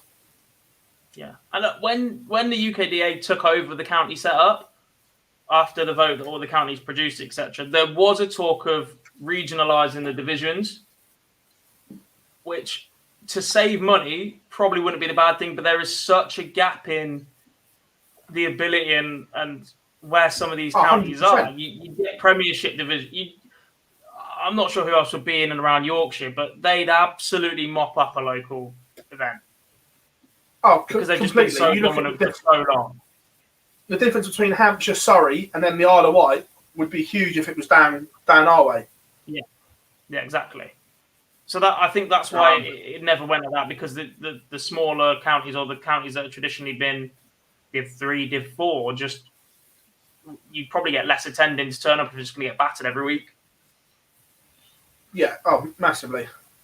Something else happened this weekend. Because it was Champions Week in the Online Darts Live League. Roll the tape. Here. He's in a spin. 130 caused by this man. 40. Game, shots, and the match. Chaz Barstow. And Chaz Barstow is the champion as Brilliant Barstow completes a comeback win to claim the crown here on Champions Week at the Online Darts Live League. He has been the best player over the course of the last couple of weeks, Chaz Barstow, though he hasn't shown it much this evening, but he did in that Barstow Blitz, a 4-leg run to turn around the deficit.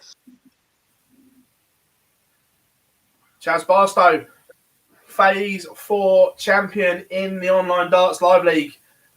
And let's be fair, he was the best player across it. I don't think there's an argument there. The boy from Winchester did good. Boys picking up a cool £6,000, and also some changes to the Online Darts Live League. No, you haven't read it, have you, Gob? We now have a weekly... You don't brief us on anything, do you? Let's talk about instead of just throwing us both under the bus. Barstow, superb. Being a bit Saturday. You know where I was Saturday. I couldn't even see my phone by 10 o'clock at night. So for this phase, there's a weekly prize fund now, where the weekly winner also gets a £2,000 bonus and thing. So 5,000 a week in prize money, as well as the Champions Week prize pool. Nice work. If you can get it, just give me a ring and I'll book a week off work.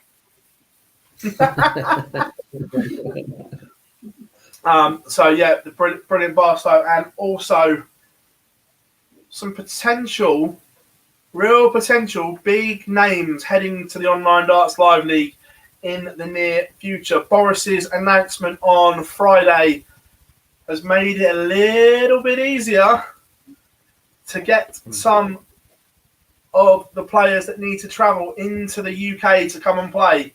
So we're just working on stuff now. Over the next couple of weeks, we should have things finalised, and there should be some big names heading towards the Online Darts Live League, which will be absolutely out of this world, gentlemen. But just going back to it, Jared Cole, unlucky from 3-0 up, but Barstow produced a blitz, and look, I think the right man won it. I love Jared Cole to bits, but I think the right man won this one. I'm just glad to see Jared Cole in the final, because when we spoke about it 3 weeks ago on the Monday, and he'd already won 4 out of 5 matches, and he won 5 out of 5. Then he won another 5 the next day and won 12 out of 13 to get to his Saturday night final. I was told that he wasn't in prime position. So what do I know? But yeah, look, he's superb. Barstow's been an absolute revelation this year. Another player that didn't really know who he was before the second week of January, but he has been absolutely superb, taking every opportunity he's been given. He's taking his chances when he's managed to play PDC darts, taking his chances when he's played in the live league, and now he's $6,000 better off. Yeah, he's certainly benefited from his position in Q stall. Obviously, not that in the card, but his position to have the opportunities both on and off tour. But you know, he's taken them with both hands, and yeah, he played well across the week and did win from 3-0 behind. Right, boys, as well, this weekend, a lot going on. We have a Euro Tour in Gibraltar, but bigger consequences than just the Euro Tour. The race for the World Grand Prix. This is the cut-off, boys. No second chances after this. Where are we thinking? Because barring a freak winner, there's not that many that can be caught, I don't think. Nope. And what's even worse is I haven't got the entry list in front of me, so I can't even tell you who's outside to potentially get there. Very hard.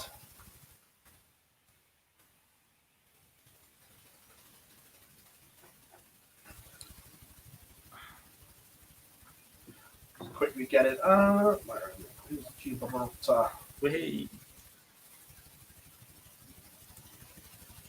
Because the draw will be out, what, Thursday? As it normally is? Thursday the draw will come out, yeah. Yeah. While we're doing this, we will keep an eye on it over the weekend whilst we're streaming the Lady Series. We're only going to go live specifically for the Lady Series because this is available on PDC TV throughout the weekend. We will keep you up to date with scores if you are watching us, if you have it on. Is there going to be one stream for the Lady Series as well? Is it one stream for that? Yeah, one there's stream one for streaming board. Because but Murph and Colin Lloyd doing the stream going on at the women's series. We'll keep you up to date with all of them. So we'll be live streaming over this weekend for those 2 or 6. Yeah, massive. Yeah. Gibraltar, where are you? There you are. Took a while to find it, but found it in the end. So, top 16 is obviously set.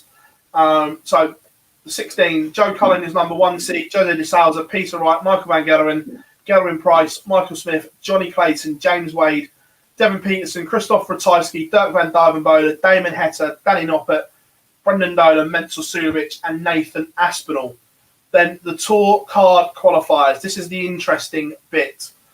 Martin Schindler, Callum Ridds, Keane Barry, Wayne Jones, Rob Cross, Simon Whitlock, Stephen Bunting, Martijn Kleermaker, Adam Hunt, Steve Beaton, Gert Nenches, Ryan Murray, Mervyn King, Ted Everts, Luke Humphreys, John Henderson, Gabriel Clements, Florian Hempel, Boris Kirchmar, Joe Mernon, Ryan Searle, Kim Hybrex, Richie Edhouse, Boris Koltsov. Adam Smith-Neal is the Associate Tour from the UK, and Kenny Neons is from the Challenge Tour from Europe.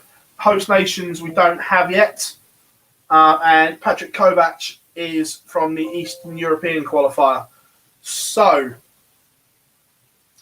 definitely there will be no Ryan Joyce, Chris Dobie, Raymond Van Barneveld, Jamie Hughes, Adrian Lewis, Jermaine Wattamina, Martin Schindler. There aren't many that are. I was literally looking down to 34 as you're reading out that list, which is Kachuk. And the only two that I remember you saying were Martin Schindler and Kim Hybrex. Yeah. Same, as I say, barring a freak winner that picks up 25 grand, I don't see much movement, if I'm being honest. No, this is going to be slightly less of a than the time when we tried to get Ryan Searle into the match play early. Yeah, Whitlock would need a final. Ed House would need a final. Schindler's the only one really of any. Schindler would need a final. Yeah. Which is, I can't see of anyone else. To be fair, looking at it, I don't see any changes. I'm not against that. Not against that at all. The only thing you might say, is Gurney there? No. So even he won't jump about. The only we've seen glimpses from him. Yeah, no, Gurney's not there, so Gurney can't. Oh, no, sorry, Gurney can't leap into a seed spot, which would free up something else. Yeah, the only thing I was looking at as a potential, just as of how we spoke last week, the only change I can potentially see is if Menzel doesn't play. I hope Menzel plays. Yeah, I hope he does. Just going off the basis of obviously him speaking on the back of the World Cup, I can't see any changes to that 32. I don't see any changes to the 32 on the back of this weekend. No, I agree. So that looks pretty. Seen it before. So yeah, so obviously next week's live lounge, hopefully they'll do the draw for the World Grand Prix on Monday. Fingers crossed. That'd be lovely. That would help our schedule a lot better. Yeah. Yeah. If they want to do that about 7:30 next Monday, that would be all right. It's all right. It won't be live, so it's all right. Yeah. Cynic.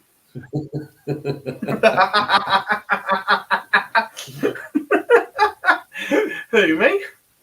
I don't think we've missed anything else in a week of darts, have we, boys? I think that's just about a week of darts done. If that's the case, you know what time it is, ladies and gentlemen. Chat room is open. Get your questions in, and there should be lots to talk about. There should. I'm going to end the poll very quickly because we've already spoken about it anyway, so there's no point in it still being up.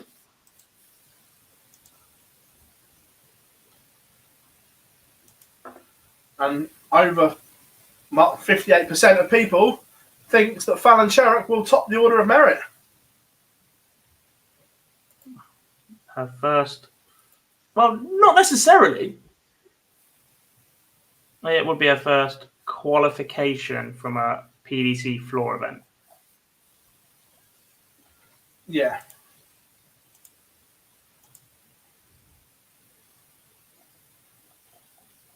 Daniel, I'm nowhere near good enough to go to Q School, mate. Nowhere near.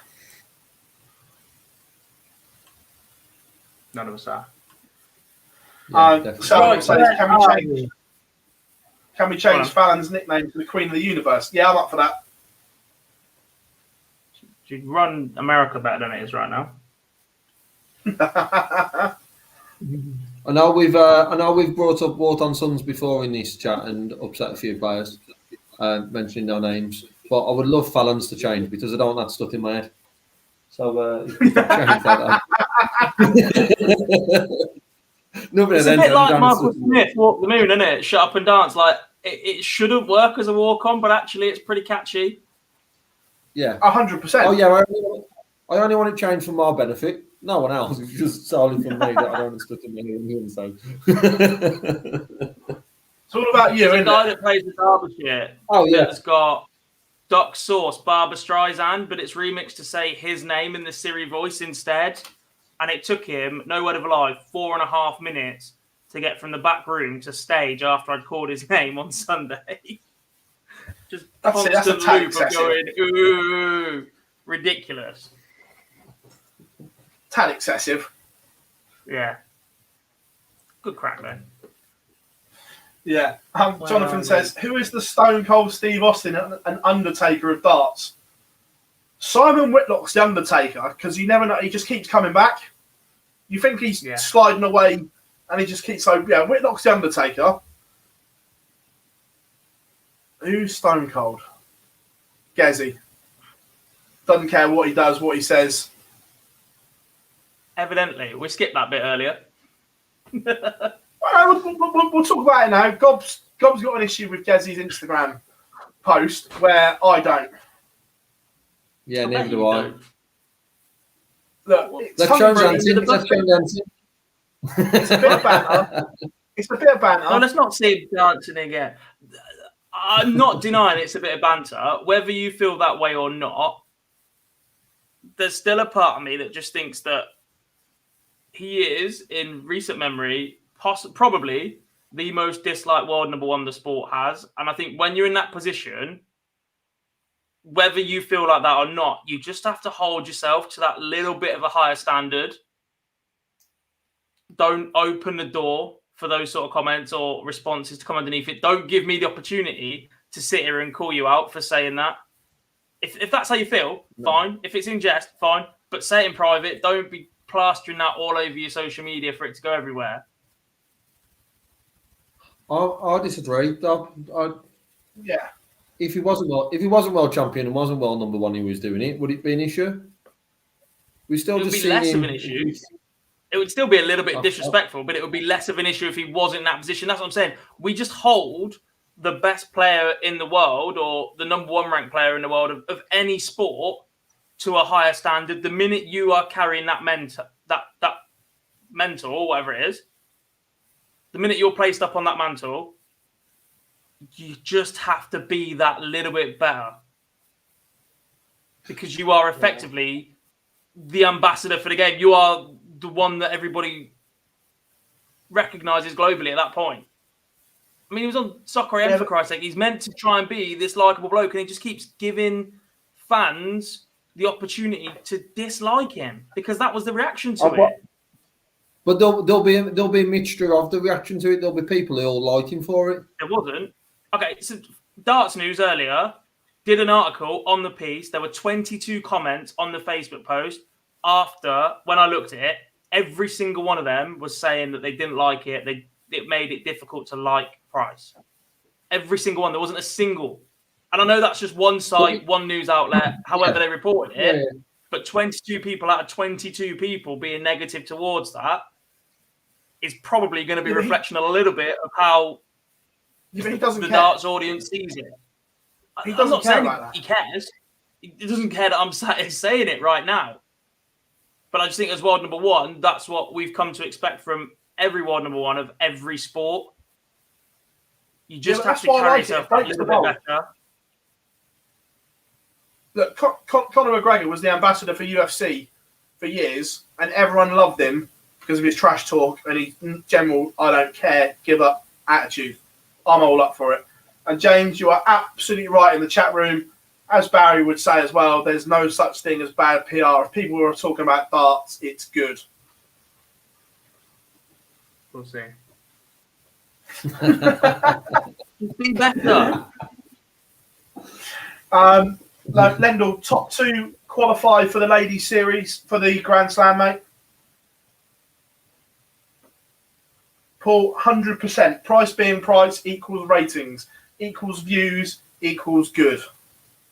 Yeah, but I don't think that he should change if he was world champion or he's world number 50. For me, I'm glad he hasn't.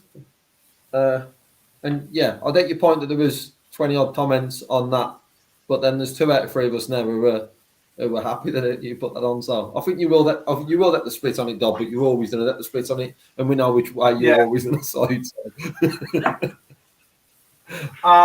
I think what I'm trying to say is when you've achieved what he has in the last 18 months and you've been through what he has with the relationship he's had with the crowd and the media, etc. before, the gloss is being taken off of how good a darts player is because he constantly keeps doing these things, putting himself in these positions where he gives people the opportunity to have a go at him for something like I'm doing right now, to not adhere themselves to somebody who, when they're on it right now, is one of the best players in the world. Being hated is not an easy place to be in constantly. It will get to you. It's got to him before. We've seen the emotion when crowds are booing him. We've seen it on his Instagram story, of all places. And I know he doesn't care and he says doesn't care, but the fact we've seen him react to it and respond to it and him acknowledge it and that sort of thing. If he didn't care, he wouldn't mention it. He wouldn't bring it up at any point. Just checking something. There's a question in Facebook on the chat I'm going to answer in a minute. I don't think so. Right, there's a few here as well. One from, I think it was Lee, says, do you guys think John Henderson winning the World Cup with Snakebite will actually take him to the next level or not? I think it will certainly help him get back some confidence and performances. Yeah. Yeah, I'm not sure it'll have the same impact as it did with Johnny Clayton, but I also think that Johnny Clayton was in a different place at the time of that World Cup win than what Jen Henderson was. I think it will obviously give him a lot of confidence. I think we'll see him get back to probably where he was potentially, but to delve into the next level. And also the one thing that I guess that's probably been forgotten about because of his winning it, rightfully so, was how much weight that John Henderson has lost with how he throws a dart certainly would have had an impact on him. So that will only give him confidence moving forward. But to take him to the next level, I'm not sure we'll see him winning those titles. I'm not saying he won't. Yeah. I'm not saying he won't at all, but I do think we'll see a better John Henderson and an improved John Henderson moving forward. Yeah. Jamie, I was talking about that. Yeah, I had to check. No, Fallon doesn't get a Grand Slam spot for getting to the final this weekend. I had to check that because I wasn't sure. But no, the World Series singular events aren't on the Grand Slam qualifying list. I had to check that because I wasn't sure. And people asking about the question, I didn't get a chance to ask MvG this week, but in Leicester, I will certainly ask him. Just the tight turnaround the games and that I just didn't get a chance to. But we will ask him in Leicester. Craig says, with the Grand Slam being double start, do you think any more competitions will incorporate this in the PDC, lads? I don't think so. I think it's just a one-off tournament that, look, I like it, but I think I'll just keep it as one. Do you boys agree? I don't think it's possible to double start anything else. You don't want another double start major because then that takes the gloss off of this one. And any event currently used to qualify through order of merit equate to players' championships or whatever else. So it has to be the way it is. The only thing you could possibly change, I think Is there a standalone qualifier for it? No. It's just done through rankings, so no. If there was a standalone qualifier for it, like a Friday night Pro Tour event sort of thing, then I'd love to see that as a double start. That would be really interesting to double start to qualify for it. But just the way the calendar works at the minute, not going to happen. Yeah, the opportunities for me would be the how it used to be set, the 2 players championships that were on the same weekend or before it. But once then is that right to have, let's say, 20 players championships and 2 a double start, but the other 18 are not? But that was probably the only one. I wouldn't like to see another TV event with that format, as it makes that unique for the Grand Prix. Yeah, good one here from Simon. And I like this. It's very topical. Danny Lowry secured his world spot this weekend. How good do you think US darts can be again? Yeah, look, we're huge fans of the CDC on the show. Love what they've done in the last few years. There's some potential stars coming out of America. Baggish, Lalby, Chuck Pulio played half decent at the World Cup and genuinely a real nice guy. Jeff Smith, Matt Campbell, some real hot names, people coming out of the CDC boys, and I'd massively love to see it. Yeah, the interesting thing is their depth right now. I see a tweet or an interaction with Lendo. I'm not sure if he's still in the chat room, so he might have to correct some of the numbers if he is.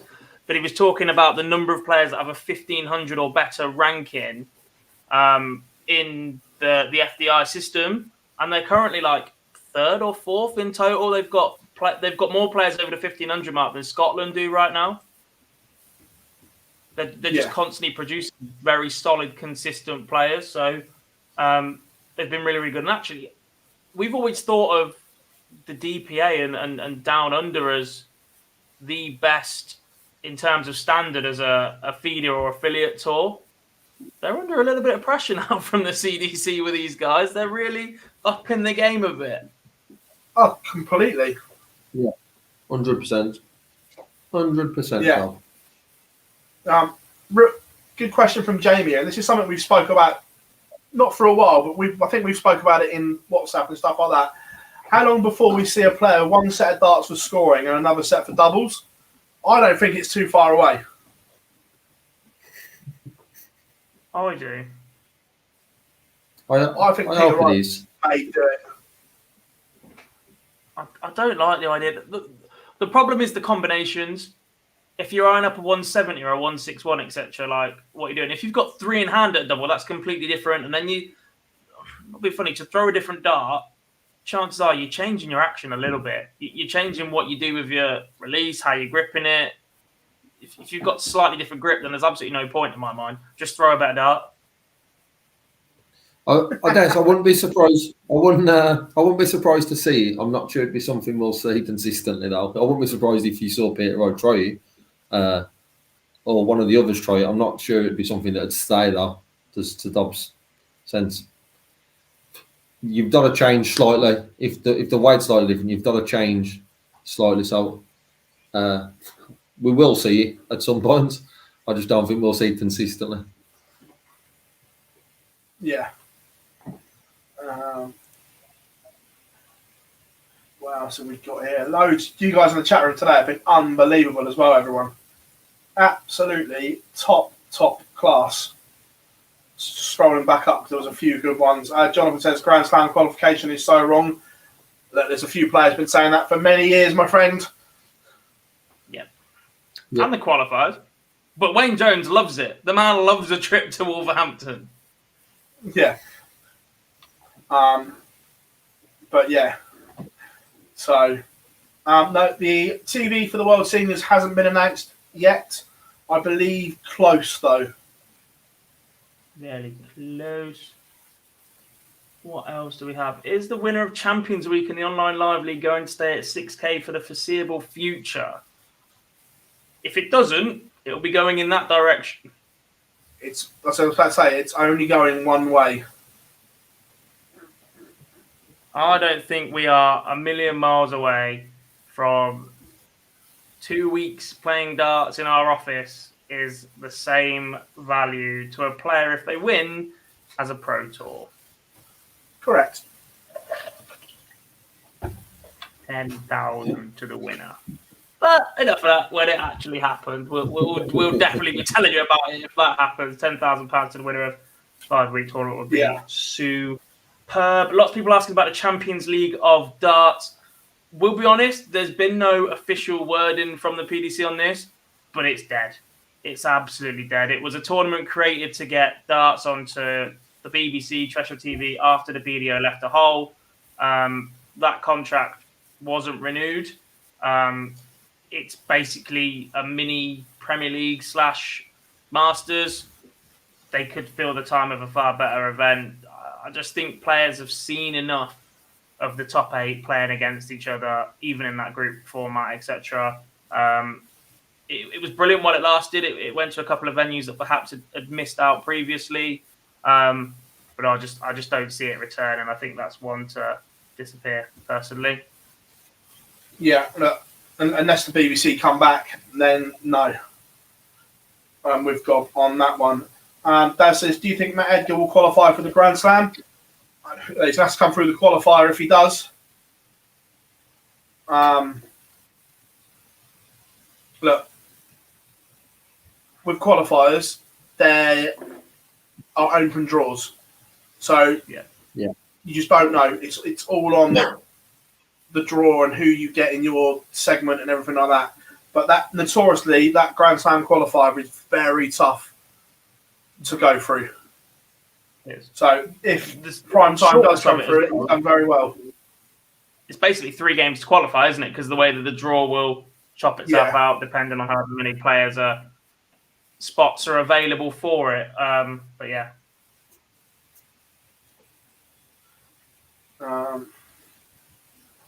Dynamite that says, can anyone give Phill Taylor a decent challenge in the seniors? I don't think he's favourite. Right now, I would not have him favourite. You wouldn't, but as a bookmaker, you would, because you have to protect against the Phill 16-time world champion. Like in terms of 100%, it'll be Bookie's favourite. But I would, if I was having a punt right now, it wouldn't be on Phill. I just think, can someone beat him? Yeah. However, right now, if he's going ahead, maybe not PB, but he's going to have preparation. Obviously, the exhibition he's got with Barney early December. There's going to be a lot of preparation there, and to Dob's point, obviously he's going to be Butty's favourite, but how can he not be? But there's certainly people who can compete with him, and certainly people who can push him. And as much as he will be favourite, he won't be as strong the favourite as what he was for a number of years in the PDC. So I still think, I don't know if James is still in the chat room because he's obviously pricing stuff up. He'd still be odds on. I think the bookies will have him odds on to win it. Yeah. I think the fact that it is still a significant period of time away works in Phil's favour.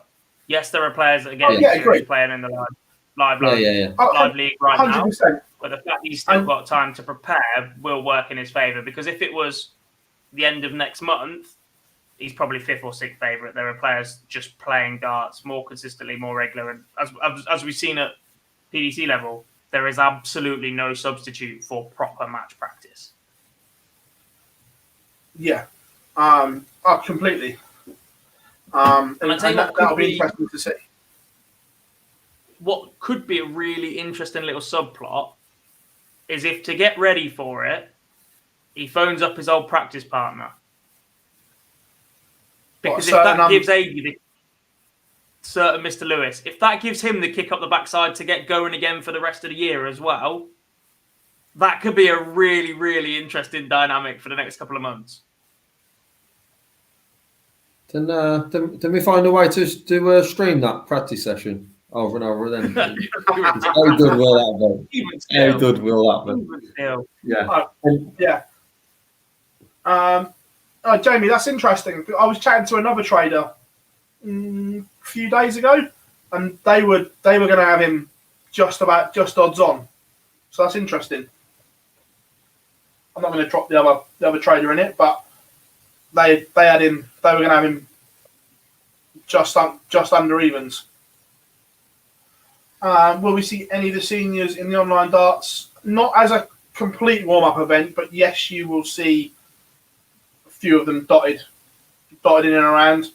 I have no idea who the officials are going to be for the seniors, because obviously the PDC boys will all have other stuff to do and can't be used for it. So don't know is the honest answer. I know a really good county caller. That as soon as PB was saying that, I was just looking at your face, Dob, and I just seen the little smirk midway through. Yeah. So yeah, no, the honest answer. Yeah. Andrew says, "Who are the dark horses for the upcoming PDC Women's Series?" My dark horse would be Corinne. Yeah. Definitely. Yeah. Yeah, I think Lorraine can cause some damage. Another one though, I expected to be more of a spoiler than actually is probably someone to compete to that one and win, potentially that one and win one. More of a spoiler than a. But yeah, well, I expect to see her in the top 5 of that. And I think there's a few in there that'll be more. Is Anastasia, because she went deep at Chelsea in both events. Yeah. Yeah. All right, it's not a perfect test, but you look at the field size, you look at some of the players that were involved. Dita was there, Bo Greaves was there through the early stages, Fallon, etc. We're all down there.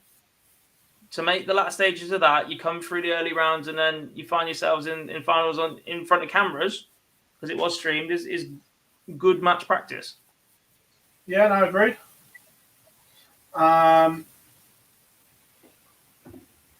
Where are we?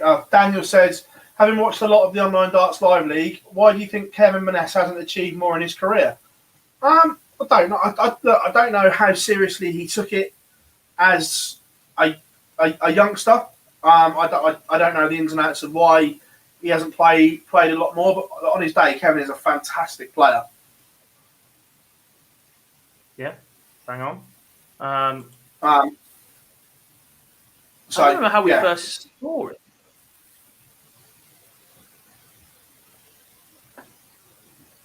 Didn't he win the Tom Kirby? Is that how we first saw him at the World Championships? Yeah, he did. Yeah, correct. Yes, he did. Right, last 2, because we've already gone past 10 o'clock, because you guys have been absolute troopers tonight. So we will do 2 more, boys. Up to you. You can pick the last 2.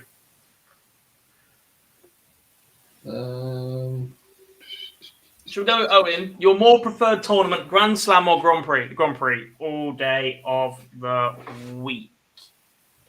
Yeah, Grand Prix, other than how close to me the Grand Slam is. However, they've moved the Grand Prix close to me this year, so can't complain about either. But yeah, Grand Prix is a better tournament. Grand Slam for me. Oh, Philip. Not anymore. 10 years ago, when it was genuinely the best of the PDC versus the best of the BDO, without ranking money, which still never not going to be upset about that whilst you're inviting players from outside the organisation into playing it. Don't see why you should be ranked for that. It was superb, but it is effectively now a group stage prequel to a less interesting world match play. I like the group stages. The group stage is fine, but the back end of it is just boring. The only advantage of the back end of it is we actually get time to turn around interviews.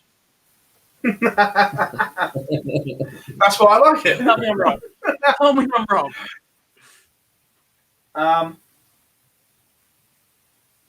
To be fair, James, I can answer this one quickly. Well, I don't know if you've picked another one, but it's to do with the time start. The final of the the Grand Prix is always on Saturday in Ireland, I believe, due to their licensing laws or whatever it is. So this was kind of booked in that time slot already, and they just kept it the same this year, even though it's in England. But it's to do with the Irish thing, because trying to get people outside of Dublin to the City West on a Sunday is hard work and an absolute mare. So they have the semi-final and final Friday and Saturday, so it's rammed. Trying to get to the City West full stop is an absolute mare. It's in the middle of nowhere. Tell me about it. Yeah. One more then, PB, from Jamie.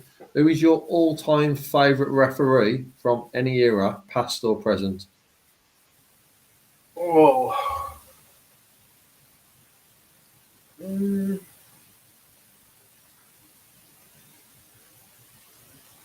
Me? Dob, you seem ready.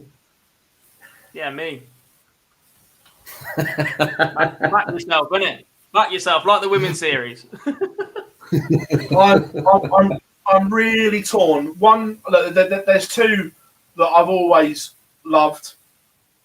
One I've become good friends with and still does it now, and the other one sadly no longer with us.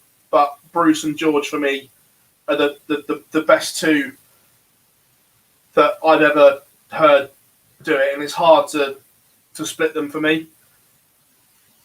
Yeah, it's difficult to just not. Ross Bray is a very, very nice bloke. One of the first people that myself and Jarlath ever managed to interview in darts when we started on the hockey. I've worked with Kirk Bevins. I've worked with John Fowler, who best wishes, by the way. John was taken ill over the weekend and is in hospital, so he's on the mend. But best wishes to John as well before we do go. But look, just darts referees in general, I don't think you'll find a bad one. They're all great to have. Even the floor guys, Owen Binks, Andy Walsh. Yeah. It's just such a nice group of people that do it because they love the game. Completely. With you there, God, 100%. Well, everyone, we've gone over the 2 hours just for you guys because you have absolutely smashed it this evening. Remember, the live league returns tomorrow morning at 9:30 on the Online Darts YouTube channel for day 2 of Group A. The live lounge will return next week at 8 o'clock on Monday, and over the weekend we will have live streams for you on the Ladies Series and keeping an eye out on the Euro Tour as well. Remember, with everything covered over the whole weekend, onlinedarts.com, so you don't need to go anywhere else. Again, from me, Phill Bars, a huge thank you for joining us this Monday evening. We have been the Online Darts Live Lounge. Jack Gobby Garwood, Lee Boyce, absolute pleasure, gentlemen, and we will see you all for the Ladies Series over the weekend. Signing out. Foil Sports World Grand Prix on Sky Sports.